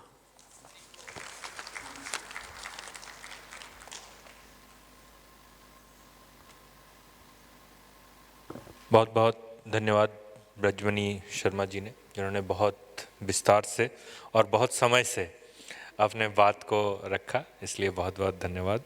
मैं आग्रह करूंगा, हमारे साथ उपस्थित हैं श्रीमती मोलसोई सिन्हा जी, आप अपने बात रखें। मानुषी सिन्हा, हाँ सॉरी मानसी सिन्हा, आप अपना इंट्रोडक्शन भी थोड़ा दे दें तो अच्छा है, क्योंकि पहले आपका इंट्रोडक्शन नहीं हो पाया था, तो दे दें। नमस्कार, वंदे मातरम। मैं तिनसुकिया असम से हूँ और अभी गाज़ियाबाद में रहती हूँ। पिछले 17-18 वर्ष से मैं भारतीय इतिहास और हमारा जो मंदिर है उसके ऊपर रिसर्च कर रही हूँ, और उसी रिसर्च प्लस जो भी अवेलेबल लिटरेचर है हमारे इतिहास का, स्पेशली 8वीं शताब्दी से लेकर 1947 तक, वो पढ़ने के बाद मैंने 2 किताबें लिखी है। वो है सैफरन स्वॉर्ड्स, जो एक अभी बेस्ट सेलर है, पार्ट 1। पार्ट 2 अभी रिसेंटली रिलीज़ हुआ है, फॉर्मल लॉन्च अभी हुआ नहीं है। तो ये पार्ट 1 जो है, इसमें 52 एपिसोड्स ऑफ वेलर है। हमारे जो पूर्वज, हमारे जो वीर वीरंगनाएं, जो 1300 साल तक पहले इस्लामी आक्रमणकारियों के विरुद्ध और फिर ब्रिटिशों के विरुद्ध लड़े, अपना जान गंवाए और इस मातृभूमि और धर्म की रक्षा की। तो ये पार्ट 1 में 52 एपिसोड्स जो चैप्टर्स है, ये वीर वीरंगनाएं जो पूरे भारत से है 8वीं शताब्दी से लेकर 1947। तो इसी तरह बुक 2 भी अभी रिलीज़ हुई है। मैं एक मैगज़ीन चलाती हूँ, myindiamyglory.com। ये इंडियन हिस्ट्री, हेरिटेज और कल्चर के ऊपर फोकस है। इसमें अराउंड 100 रिसर्चर्स जुड़े हुए हैं जो हमारे इतिहास, संस्कृति और हमारी सभ्यता के ऊपर लिखते हैं। और इसके अलावा मैं मंदिरों पे, जो पुराना हमारा प्राचीन मंदिर है भारत के कोने कोने में, वहाँ विज़िट करती हूँ। तो वहाँ हर एक मंदिर का जो हिस्टोरिकल ऐतिहासिक जो भी इंफॉर्मेशन है वो मैं कलेक्ट करती हूँ। तो वो एक 2 किताबें, it is in the process. वो बीच में कोरोना काल आ गया तो मेरी रिसर्च रुक गई थी, तो अभी वो प्रोसेस अभी जारी है, वो बुक आएगी। वो अभी books maybe in a year's time the books will be released. तो आज जो मैं I'll focus on the topic of healing from this session's theme. जब हम healing की बात करते हैं, it is not only about a spiritual healing या healing through योग। हमारा जो संस्कृति और सभ्यता है ये सबसे प्राचीन है और जिंदा है अभी भी। Our civilization is the oldest surviving civilization in this world. There were many ancient civilizations that perished within few decades of invasion. लेकिन हमारे भारत में 8वीं शताब्दी से लेकर 1947 तक 1300 साल से भी ज़्यादा लगातार आक्रमण किए गए, पहले इस्लामियों ने और फिर ब्रिटिशों ने। इसके बावजूद हमारा जो संस्कृति है, हमारा जो सभ्यता है, वो जिंदा है अभी भी। ऐसे क्योंकि जो हमारे पूर्वज थे, देश के कोने कोने से, from each and every corner of Bharat, from the east to the west, from the north to the south, वो हमारे देश और धर्म की रक्षा की। देयर वर कंटिन्यूअस रेजिस्टेंस, और इसीलिए आज जो हमारा सभ्यता जिंदा है। लेकिन जब हम इतिहास की पाठ्यक्रमों में ये वाली जो हमारी जो पूर्वजों की जो विजय गाथा है, जो कंटिन्यूअस रेजिस्टेंस है, जो युद्ध जीते थे, उसके बारे में बिल्कुल जिक्र नहीं है। हमें हमारा अपना ही इतिहास से हमें वंचित किया गया। हम जो पढ़े हैं एकेडमिक्स में, ये चाहे वो स्कूल में हो, कॉलेज हो, यूनिवर्सिटी में हो, वो एक डिस्टॉर्टेड नैरेटिव है, एक वन साइडेड नैरेटिव है। वो सिर्फ इन्वेडर्स के बारे में ग्लोरीफाई किया गया है। अगर हम किसी भी स्टेट के, चाहे रीजनल हिस्ट्री हो या जो नेशनल मेन स्ट्रीम हिस्ट्री हो, उसमें किसी भी राज्य या नेशनल लेवल में जो फॉर एग्जांपल मुगलों को नेशनल लेवल पे आसाम से किसने कितने बार हराया है, ये अगर नेशनल इतिहास की किताबों में अगर हमें पूछा जाए तो असम के अलावा, नॉर्थ ईस्ट के अलावा बाकी जो स्टेट्स है वहाँ पूछा जाए तो उनको बहुत जवाब दे ही नहीं पाएंगे। लेकिन आप भारत में किसी को भी पूछो, मुगलों के अकबर के बारे में, औरंगजेब के बारे में, बाबर के बारे में, कुतुबुद्दीन ऐबक के बारे में, महमूद ऑफ गजनी के बारे में, तो वो इन डिटेल आपको बहुत अच्छे से बताएंगे। लेकिन हमें अपने ही पूर्वजों के बारे में हमें कुछ नहीं पता। तो ये जो हीलिंग है, हम तो देश तो आज़ाद हो गए 1947 में, लेकिन हम ट्रॉमा से आज़ाद नहीं हुए हैं। ये एक ट्रांस जनरेशनल ट्रॉमा है जो पिछले 1300 साल से जनरेशन आफ्टर जनरेशन ये आगे चलता गया, लेकिन इसका हीलिंग अभी भी हुई नहीं है। इसके भी हीलिंग की बहुत ज़रूरत है। और इस ट्रॉमा के बारे में कोई जिक्र नहीं करते हैं, लेकिन हमारे सबकॉन्शियस माइंड में ये ट्रॉमा है आज भी।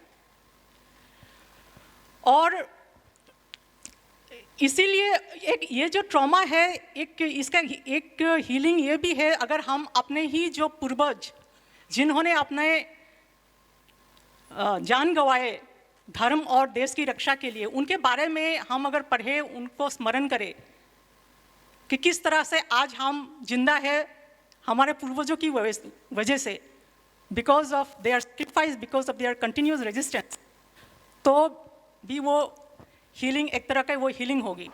और इसके पहले वो सेशन में जैसे deputy CM, honourable deputy CM ने कहा कि जो भक्ति है हमारे अंदर, डिवोशन टुवर्ड्स आवर डीटीज, वो भी हमें इस ट्रॉमा से हमें बचा रखा है।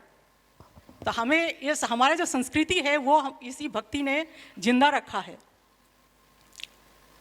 और थोड़ा सा मैं इतिहास से, स्पेशली नॉर्थ ईस्टर्न कॉन्टेक्स्ट में इतिहास से थोड़ा सा मैं एग्जांपल देना चाहूँगी।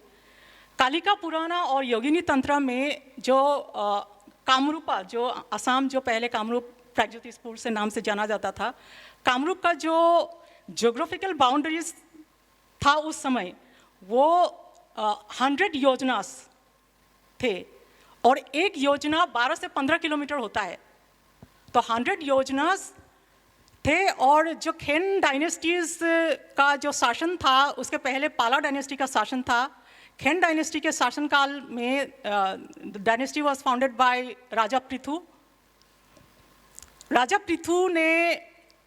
पृथु का जो राज्य था वो आज के जो बांग्लादेश है वो भी असम का ही हिस्सा था, and few parts of Bengal, ये पूरा असम का ही हिस्सा था। तो जब हम ट्रॉमा और हीलिंग की बात करते हैं तो ये जो 13वीं शताब्दी से लेकर ऑलमोस्ट 15th सेंचुरी तक Bangladesh was part of Assam, लेकिन आज की स्थिति में अगर बांग्लादेश की बात करते हैं तो वहाँ के हिंदुओं के बारे में हम तो सब जानते ही है क्या हो रहा है वहाँ हिंदुओं के साथ। तो ऑलमोस्ट जो पहले जब ये सेपरेशन हुआ है इंडिया से बांग्लादेश का, उस समय जो हिंदूज़ का अगर काउंट आप देखते हैं तो फिर आज वो बहुत कम हो गया है। और इवन पाकिस्तान में भी जो हिंदुओं का काउंट है वो भी बहुत कम हो गया, which is part of Bengal, और बंगाल के कुछ हिस्से असम का ही पार्ट था। और जो लगातार जो आक्रमण हुए उसमें नरसंहार जो हुए दैट वाज इन मिलियंस, और जो हमारे लाखों मंदिरों का ध्वंस किया गया, वो हर बार जो ध्वंस करते थे और कुछ मंदिरों का दोबारा रिस्टोर किया गया through the patronage of the respecting kings of the respective regions. For example, राजा पृथु जब का शासनकाल में बंगाल सुल्तानेट के सैनिक ने नौगांव तक वो लोग आए थे। ऑन द वे जो भी मंदिर इनको मिला वो सब ध्वंस करते आए नौगांव तक। तो एक जिक्र है नौगांव गोचताल इंस्क्रिप्शन। जैसे अभी एक्सकावेशंस अगर असम में होगी और भी जगहों में एक्सकावेशंस होगी तो हमें बहुत सारे फैक्ट्स जो है इतिहास का वो हमें जानकारी मिलेगी। जैसे नौगांव गचतल इंस्क्रिप्शन में ये भी बहुत पुराना डिस्कवरी नहीं है, तो उस डिस्कवरी के अनुसार, उस इंस्क्रिप्शन के अनुसार राजा पृथु ने जो भी उस if I remember Ghiyasuddin इवाज Shah था जिसने आक्रमण किया था बंगाल सुल्तानेट के, तो वो जितने भी मंदिर वो ध्वंस किए थे, वो शिवा टेम्पल और भी कुछ मंदिरें थे, वो राजा पृथु ने वो पुनर्निर्माण करवाया। तो वो इंस्क्रिप्शन में जिक्र है। तो इसी तरह जो भी इंस्क्रिप्शन है not only in the north east but also across the country, बहुत सारे जो इंस्क्रिप्शन से शिलालेख है उसमें जो भी हिंदू राजाए ने के अंडर पैट्रनेज में जो भी मंदिर दोबारा रेस्टोर किया गया उसके बारे में जिक्र है। और हम सब कितने सारे मंदिरों के बारे में तो हम सब जानते ही है। फॉर एग्जांपल सोमनाथ मंदिर, काशी विश्वनाथ मंदिर, इस तरह कई सारे मंदिर है जो कितने बार तोड़े गए लेकिन वो फिर से वो बनाए गए, which proves the fact that faith triumphs over fanaticism। और जो ये हीलिंग तभी होगी जब ये जो हमारे स्कूल की पाठ्यक्रम में जो भी हमें सिर्फ डिफीट्स के बारे में हमें ये बताया जाता है कि हमारे पूर्वजों ने कुछ नहीं किया देश को बचाने में, मंदिर बचाने में, लेकिन देश, मातृभूमि और मंदिर बचाते बचाते उन्होंने सारे लाखों करोड़ों में अपने जान गंवा दी। तो वो उनका जो अभी जो हम श्राद्ध मानते हैं, हम एंसेस्टर वर्शिप करते हैं, एंसेस्टर्स को हम लोग ये श्राद्ध के समय हम लोग तर्पण करते हैं। तो हमें भी जो हमारे पूर्वज जिन्होंने 1300 साल लाखों करोड़ों में जिन्होंने हमारे देश और धर्म को बचाया, उनको भी हमें स्मरण करके उनकी तर्पण करना चाहिए, तब भी एक ये हमारा हीलिंग होगी। तो हमारा जो ये ट्रांस जनरेशनल ट्रॉमा जो है इसकी भी हीलिंग होनी चाहिए, इसकी भी चर्चा होनी चाहिए। इसके बारे में कोई चर्चा नहीं करता है। तो इसके साथ ही मैं अपना वक्तव्य समाप्त करना। बहुत बहुत बहुत धन्यवाद मैडम, आपने विषय को आपके बुक पढ़ने के लिए हमें प्रेरित किया और हम सब पढ़ेंगे इसे और इसके गहराई से विषय को समझेंगे। हम तो दूसरे कंट्रीज़ में भी प्रॉब्लम्स और अपने सिविलाइजेशन जो बताया कि ओल्डेस्ट सिविलाइजेशन जिंदा है, इसके पहलू को भी जानना ज़रूरी है कि क्यों ऐसा एक सिविलाइजेशन है जो अभी तक इतने हज़ार, इतने सालों, बरसों के इतने प्रयास के बाद भी लोगों ने इसको तोड़ नहीं पाया और सिविलाइजेशन है। आएंगे मैडम, आपके पास आएंगे फिर से। तो एक अच्छा ठीक, हाँ प्लीज़। जो इस्लामियों ने जो आक्रमण किया 8वीं शताब्दी, इसके पहले भी आक्रमण हुए थे, जैसे हुन्स, शाकास, ये भारत में आक्रमण किए, लेकिन ये लोग लूटपाट नहीं किए, मंदिर ध्वंस नहीं किए, इनका अपना जो कल्चर, संस्कृति हमारे ऊपर थोपा नहीं है। In fact they assimilated with our culture, they became भक्त्स ऑफ विष्णु, दे बिकेम भक्त्स ऑफ शिवा।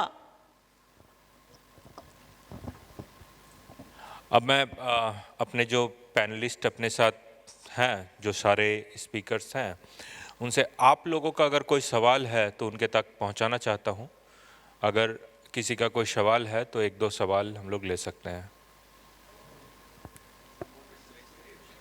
कोई माइक देंगे उनको, एक hand.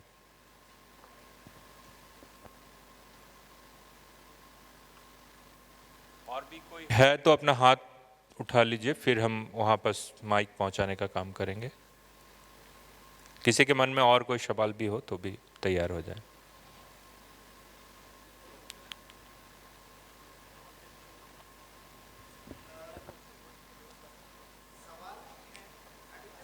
What Manushi ji had just said, and I assure you, यहाँ पे बैठे हुए सब लोगों को पता होगा कि नालंदा विश्वविद्यालय जलाया गया था। किसने जलाया था ये भी कुछ लोगों को पता होगा कि बख्तियार खिलजी ने जलाया था। लेकिन एक गांव है बिहार में बख्तियारपुर, जहां पे आकर बख्तियार खिलजी ने अपनी जान छोड़ी थी। वहां पे बख्तियार खिलजी हार कर आया था, नालंदा से वहां तक पहुंचा कैसे?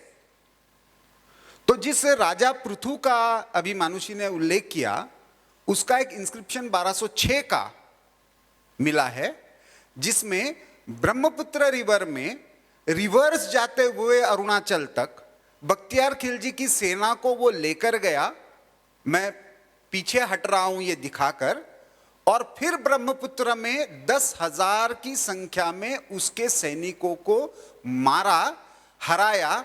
अंत में बख्तियार खिलजी ने एक मंदिर में, एक सत्र में, जिसमें जहां पे असम में, अरुणाचल में, सब जगह पे कहा जाता है एक मंदिर मठ, उसमें आश्रय लिया। उसको यह विश्वास था कि राजा पृथु मंदिर और मठ में आकर हमको मारेगा नहीं। तो 8 दिन तक उसको घेर के रखा। अंत में वो मंदिर बचाने के लिए राजा ने 12 लोगों के साथ बख्तियार खिलजी को जाने के लिए परमिशन दी। अंत में बिहार की सीमा पर आकर वहां पे बख्तियार खिलजी मर गया। उस बख्तियार खिलजी के बारे में हम जानते हैं, राजा पृथु के बारे में नहीं जानते। राजा पृथु के नाम से कोई स्थान नहीं है, बख्तियार खिलजी के नाम से बख्तियारपुर जरूर आज भी बिहार में है। That is the healing that मनुष्य इज टॉकिंग अबाउट। और ये जो आप इंस्क्रिप्शन के बारे में बता रहे हैं, वो कनाई वोरासी रॉक इंस्क्रिप्शन, ये गुवाहाटी में ही है। और जो आप कह रहे थे कि वो उस मंदिर में जो है, वो एक किताब है Persian historian Minhaj Siraj, in his book Tabaqat-i Nasiri, उसमें जिक्र है। और उसमें यह भी जिक्र है कि किस तरह वो मंदिर में, उस पर्शियन हिस्टोरियन ने जिक्र किया है कि किस तरह उस मंदिर में सोने का मूर्ति थे, और किस तरह वो पूरा राज्य कितना रिच थे उस समय। Thank you madam, thank you sir. आप हाँ नमस्ते, मेरा नाम गंगाधर है और मैं कर्नाटका से हूँ। और पहले दिस इज़ अ फीडबैक कि जो पैनलिस्ट हैं जिन्होंने भी उनको चूज़ किया, मेरा बहुत बहुत प्रणाम। मैंने नॉर्थ ईस्ट इंडिया में 1 लाख किलोमीटर चलाया है खुद अपने टाटा नैनो में, और मुझे आज लग रहा है कि मैंने दूसरा 1 लाख किलोमीटर अभी लास्ट 2 आवर्स में किया है. Thank you very much. जब वो परशुराम कुंड बोल रहे थे, मैं जा चुका हूँ, मेरे 2 बच्चे जा चुके हैं, मेरे इन-लॉज को ले जा चुका हूँ, पर मुझे इतना डिटेल में किसी ने नहीं बताया. Thank you very much. जब आप 300 क्या के बारे में बोल रहे थे, तो बहुत बार गया हूँ मैं. Thank you for bringing out the temples and the importance of that. जब मेघालय आप जोवाई के बारे में बोल रहे थे, मैं लास्ट 6 ईयर्स में 46 बार टाइम्स मेघालय जा चुका हूँ. और एसेंखासिस के बारे में, पनार के बारे में, वार जैंटिया के बारे में, और आपने जो बोला, जैसे आपको 17 टाइम्स आपका फेस्टिवल नहीं होने दिया, वो मुझे बहुत दुख लगा. मुझे ऐसा लगा कि मेरा ओन फेस्टिवल मुझे नहीं करने देते थे. कितना दुख होता, उतना दुख हुआ मुझे आपका सुन के. So thank you very much. I am very happy. My only question is again to Meghalaya because that is very dear to me. Sir, जो सेंखासी जो बोलते हैं, मुझे जैंटियास के बारे में इतना, पनार के बारे में इतना पता नहीं है. जो सेंखासीस होते हैं, जो कन्वर्ट नहीं हुए, उनका क्या मोटिवेशन था कि वो कन्वर्ट नहीं हुए? Should I ask you in English? I'll translate it. Yeah. Yeah. He's asking, those indigenous people have not converted to other religion or Christianity. So what was the basic reason or basic feelings among them?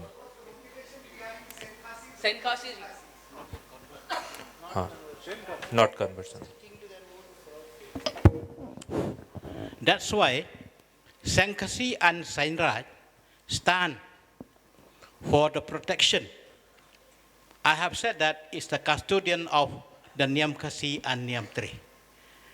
Through their program, which organized by the Sankasi Kame and Sainraj Jwai from village to village, to educate the people, to highlight the people, the program, as an indigenous faith, we can play a big role in our society. Because in our faith, in our belief, there is no contribution from the member to the organization. Because the problem now, once you convert into Christianity, at the time of conversion, they will promise you whatever you want. But after the conversion, those who are in service, you'll have to pay 5% or 10% from the salary to the elders of the church. But in our faith, you need not to pay even a single penny when you are in service. Even from the organization, they will go to their house and also to bless them for what they have achieved in their life. While for the cremation of the dead body, because now we have one technology in our organization. It was invented by one of our member, already expired. That is eco-friendly crematorium. That one also, when for the funeral of the disposal of the dead body, you need not to pay even a single price. It was borne by the organization. That's why Saint Rajwai and Saint Kasikime stand to save and to protect the indigenous faith in Khasi and Giant Hills. Thank you. और कोई सवाल है? एक दो और. हाँ, please.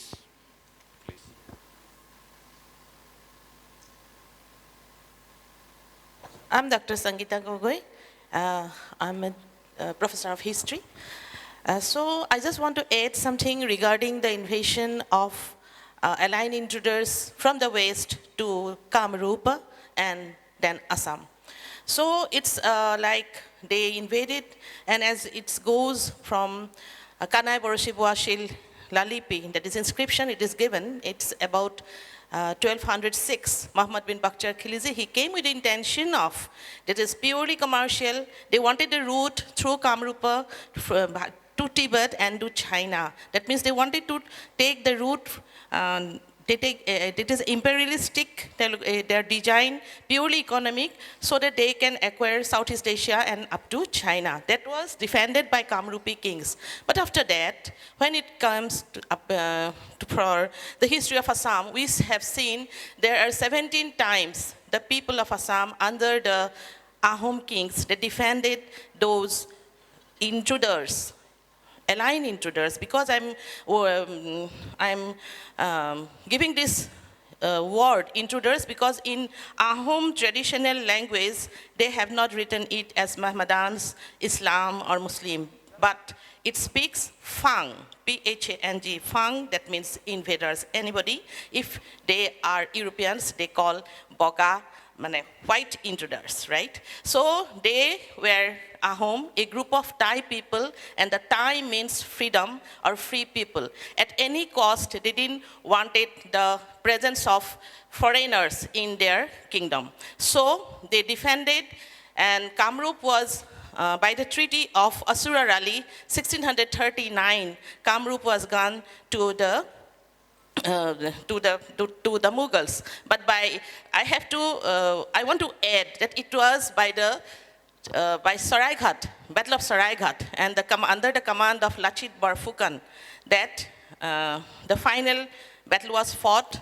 and of course the final battle was in 1681. So what I want to add is that when Aurangzeb sent as a commander, Ram Singh, he was a Rajput, and he asked and threatened and challenged the commander of Assam, Lachit Borphukan.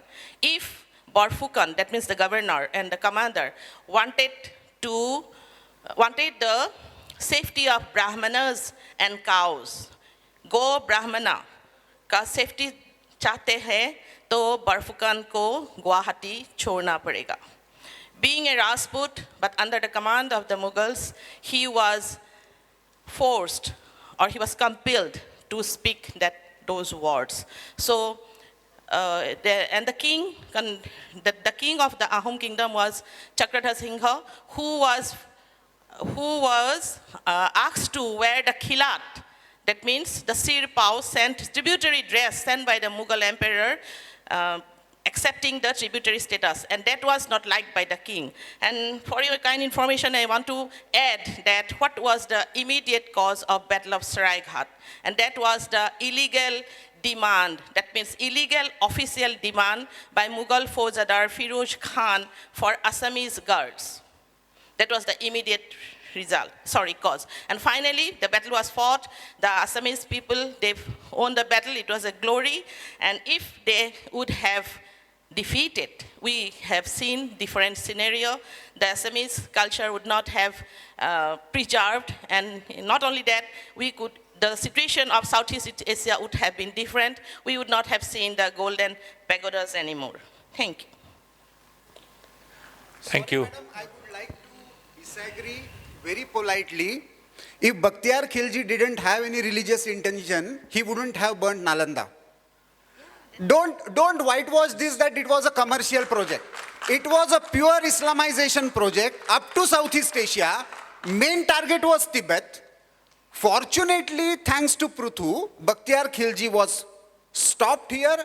Throughout the route from Awadh to Nalanda, he burnt each and every library. He destructed each and every temple. Don't call it a commercial project. It was an imperial religious supremacist project of Islamization. Sir, please. I request among the audience, please allow the panelists to respond. Okay, so I was looking this answer same answer might be from Manushi. Yeah, but anyway, you have responded, so that's good. Would like to add anything, Madam Manushi? Okay, you would like to add something,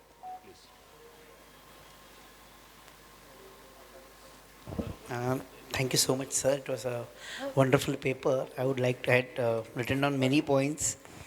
Sir, about regarding Tripura, you will find that We have got the concept of Tripura, and Shiva as Tripurantaka is, you will find, if it is not there, if you find that this northeast sideline, absolutely no, it is brought to the mainland, and you will find in temple architecture, there is a picture of Tripurantaka. And the Purnami which we worship is Tripurantaka Purnami just before Diwali. During the Diwali time, it is Tripurantaka Purnima, and the temples are lighted. So this Tripurantaka Murti is there in our temple architecture, forms panel, part of panel. And the name of the tantram is Tripura Rahasyam, which is Tripura also known as Tripura Tantram, but it is Tripura Rahasyam.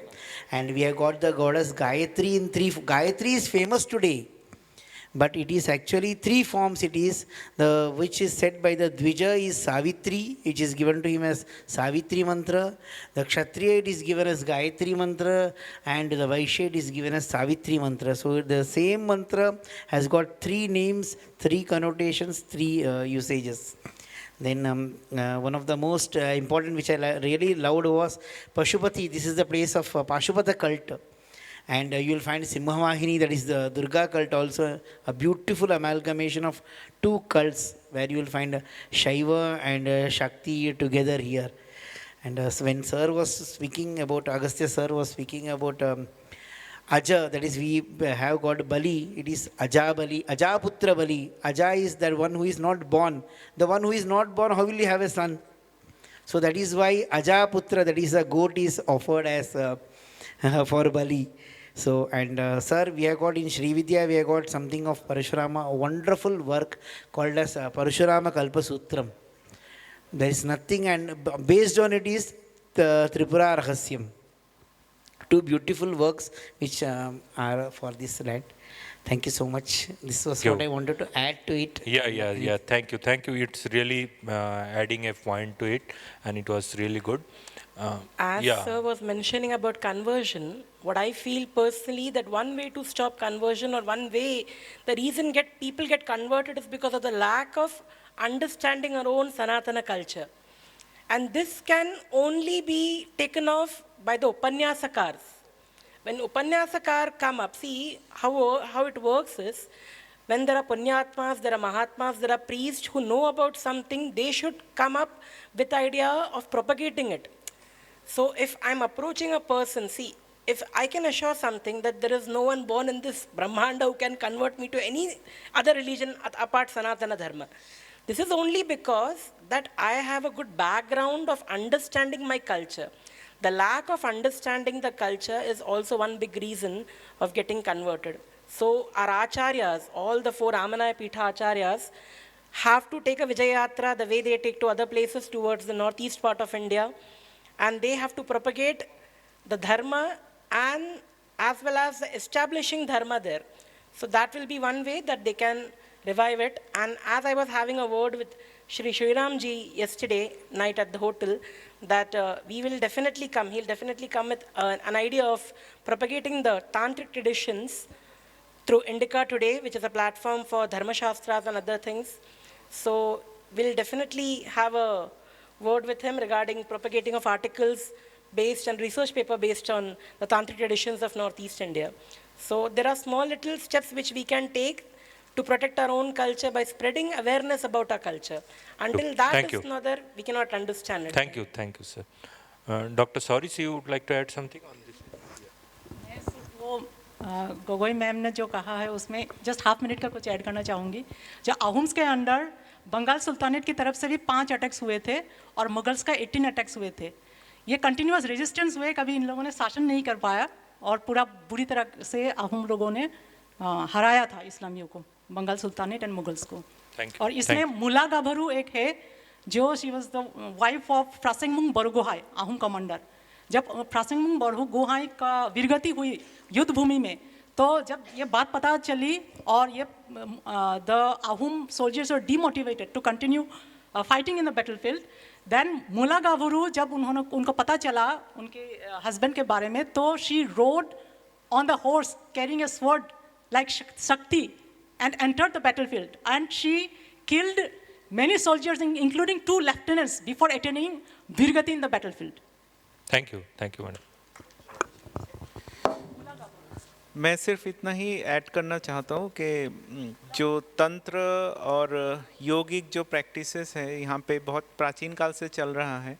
Tripura में, north Tripura में एक जगह है जिसको उनोकोटी कहते हैं, वो शैव तीर्थ है, और वहाँ पे इंडिया का सबसे बड़ा बस रिलीफ स्ट्रक्चर है जो शिव का, उनोकोटीश्वर कहते हैं उसको, वो शिव का एक फेस है, और भी बहुत सारे देवी देवता हैं उस पर्वत में। तो उसको कपिल तीर्थ के नाम से भी जाना जाता है, क्योंकि और वायु पुराण में ऐसे बोला गया है कि उनोकोटी महात्मा नाम का एक संस्कृत का पुस्तक है, उसमें बोला गया है कि ऋषि मनु एक जगह पे जहाँ पे तप करते हैं, और कपिल मुनि भी जहाँ पे तप करते हैं, और दो पवित्र नदी है, एक है क्रोशियारा नदी, जो कुशियारा नदी बांग्ला में कहते हैं। अभी रिसेंटली ही बांग्लादेश और इंडिया में पैक्ट हुआ है कि कुशियारा नदी का पानी कितना छोड़ा जाए, तो उसको संस्कृत में कहते हैं क्रोशियारा नदी। और मनु ऋषि के नाम से एक मनु नदी भी है, जो मनु ऋषि ने यहाँ पे तप किया था, इसलिए मनु नदी है। वो मनु नदी उत्तर त्रिपुरा में है। तो ऐसे स्थान पे एक तीर्थ है जिसको कपिल तीर्थ है कहते हैं, क्योंकि कपिल मुनि वहाँ पे ध्यान तपस्या की है, और वो उनोकोटी के नाम से यहाँ पे जाना जाता है। तो ये भी एक बहुत इंटरेस्टिंग फैक्ट है जो इस यहाँ पे हमको देखना चाहिए कि जो तांत्रिक और योगिक ट्रेंड्स है नॉर्थ ईस्ट में बहुत प्राचीन काल से ही है। लोग यहाँ पे आते गए हैं, तपस्या करके गए हैं, और इसको अभी हमको आगे लेके जाना है लोगों के सामने, ताकि जो मिसकंसेप्शन है, जो कन्वर्शन हो रहा है, वो ज़्यादा जल्दी से जल्दी दूर हो इस भूमि से। धन्यवाद। हम लोगों ने इस सत्र का समापन के ओर पहुंच गए हैं। हमने हमारे पैनलिस्ट जो थे बहुत ही विद्वान और बहुत ही गहराई से विषय को बहुत कम समय में रखा, जहां यंत्र तंत्र हीलिंग से लेकर हम लोगों ने कश्मीर, बंगाल और केरला तंत्र के बात किए, नेचुरल ब्यूटी केरला जिसके साथ नॉर्थ ईस्ट का एक बहुत सिमिलरिटी है, ग्रीनरीज में भी हम देखते हैं, तो ये भी एक फीलिंग और अटैचमेंट केरला के साथ नॉर्थ ईस्ट ये पूर्वोत्तर राज्यों का दिखता है। उसके साथ ही हम लोगों ने खासी जयंतिया कम्युनिटी का कैसे नहीं कन्वर्सन हो सके, कैसे अपने आइडेंटिटी, समाज के बिलीव और फेथ को बचाए रखे, इतने सारे एग्रेशंस के बाद भी, इतने सारे एग्रेशन तलवार से नहीं, मतलब जिस तरह से मिशनरी ग्रुप हमारे बीच आके अपने एग्रेशन को बढ़ाया, उसके बाद भी अपने फेथ एंड बिलीफ को बचा के रखा। हमारे त्रिपुरा के इतिहास नॉर्थ ईस्ट में कैसे हिमालयन रीजन में ये जो किरक हिमालय एंड जनजाति कम्युनिटी आए और जिनको आज ट्राइब नाम दे दिया गया, जबकि ट्राइब का ऑक्सफोर्ड मीनिंग ये कहता है कि जो अनसिविलाइज्ड, और जिसको अनसिविलाइज्ड मान रहे थे उन्हीं के सारे ट्रेडिशन आप कोपनहेगन या इंटरनेशनल सेमिनार में डिस्कशन करते हैं। तो ये ट्राइबल नाम देना ही इटसेल्फ कितना बड़ा उनके लिए था, उस चीज़ को भी सोचने का समय आया और हम लोगों ने काफ़ी गहराई से इस विषय में जाना। मानसी मैडम का बुक के बारे में भी जाना, विषय को रखा। अब मैं आग्रह करता हूँ समाप्ति के ओर। सो मैं अपने सारे पैनलिस्ट को बहुत बहुत धन्यवाद देते हुए श्री अक्षय कोशाई जी को आग्रह करता हूँ कि मंच पे आए और हमारे सारे पैनलिस्ट को फेलिसिटेट करें। ने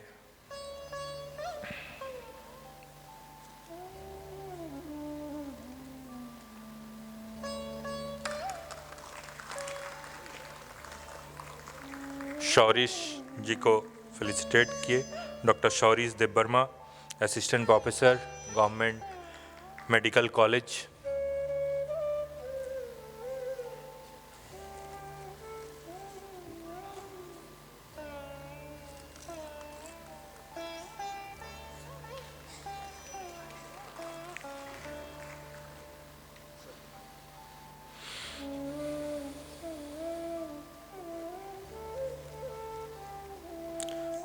श्री ओ रिलांडो शलम जी को सम्मान कर रहे हैं हमारे अक्षय जी।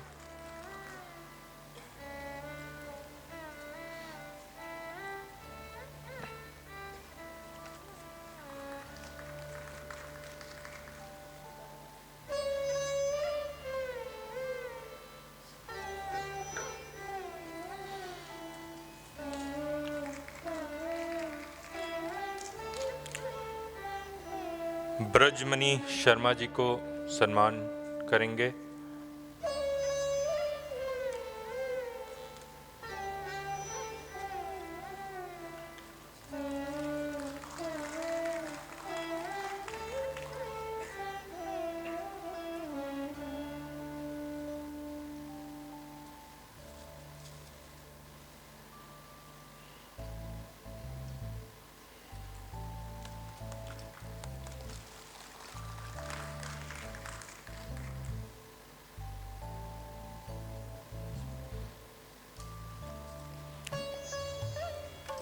श्रीधर अय्यर जी को सम्मान करेंगे श्री अक्षय जी।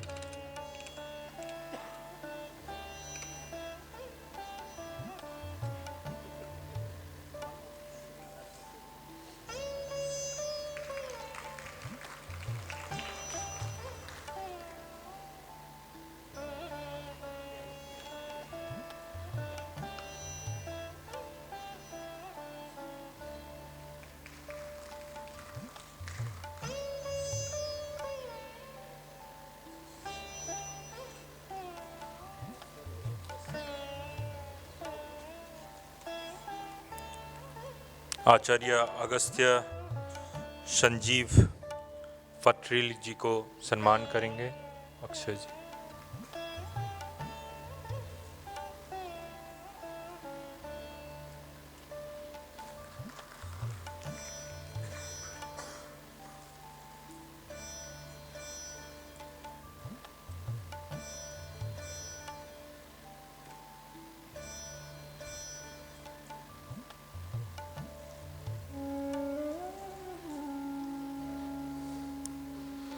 श्रीमती मानसी सिन्हा जी को सम्मान करेंगे अक्षय जी।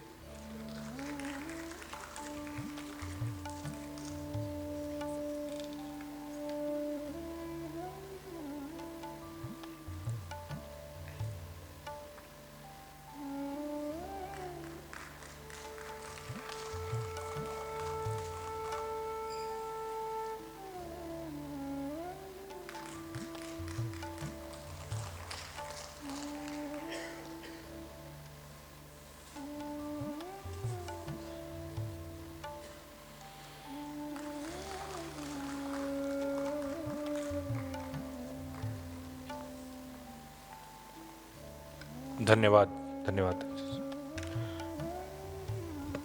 अक्षय जी 1 मिनट, श्री अरबिंदो महातो का आप सत्कार करेंगे।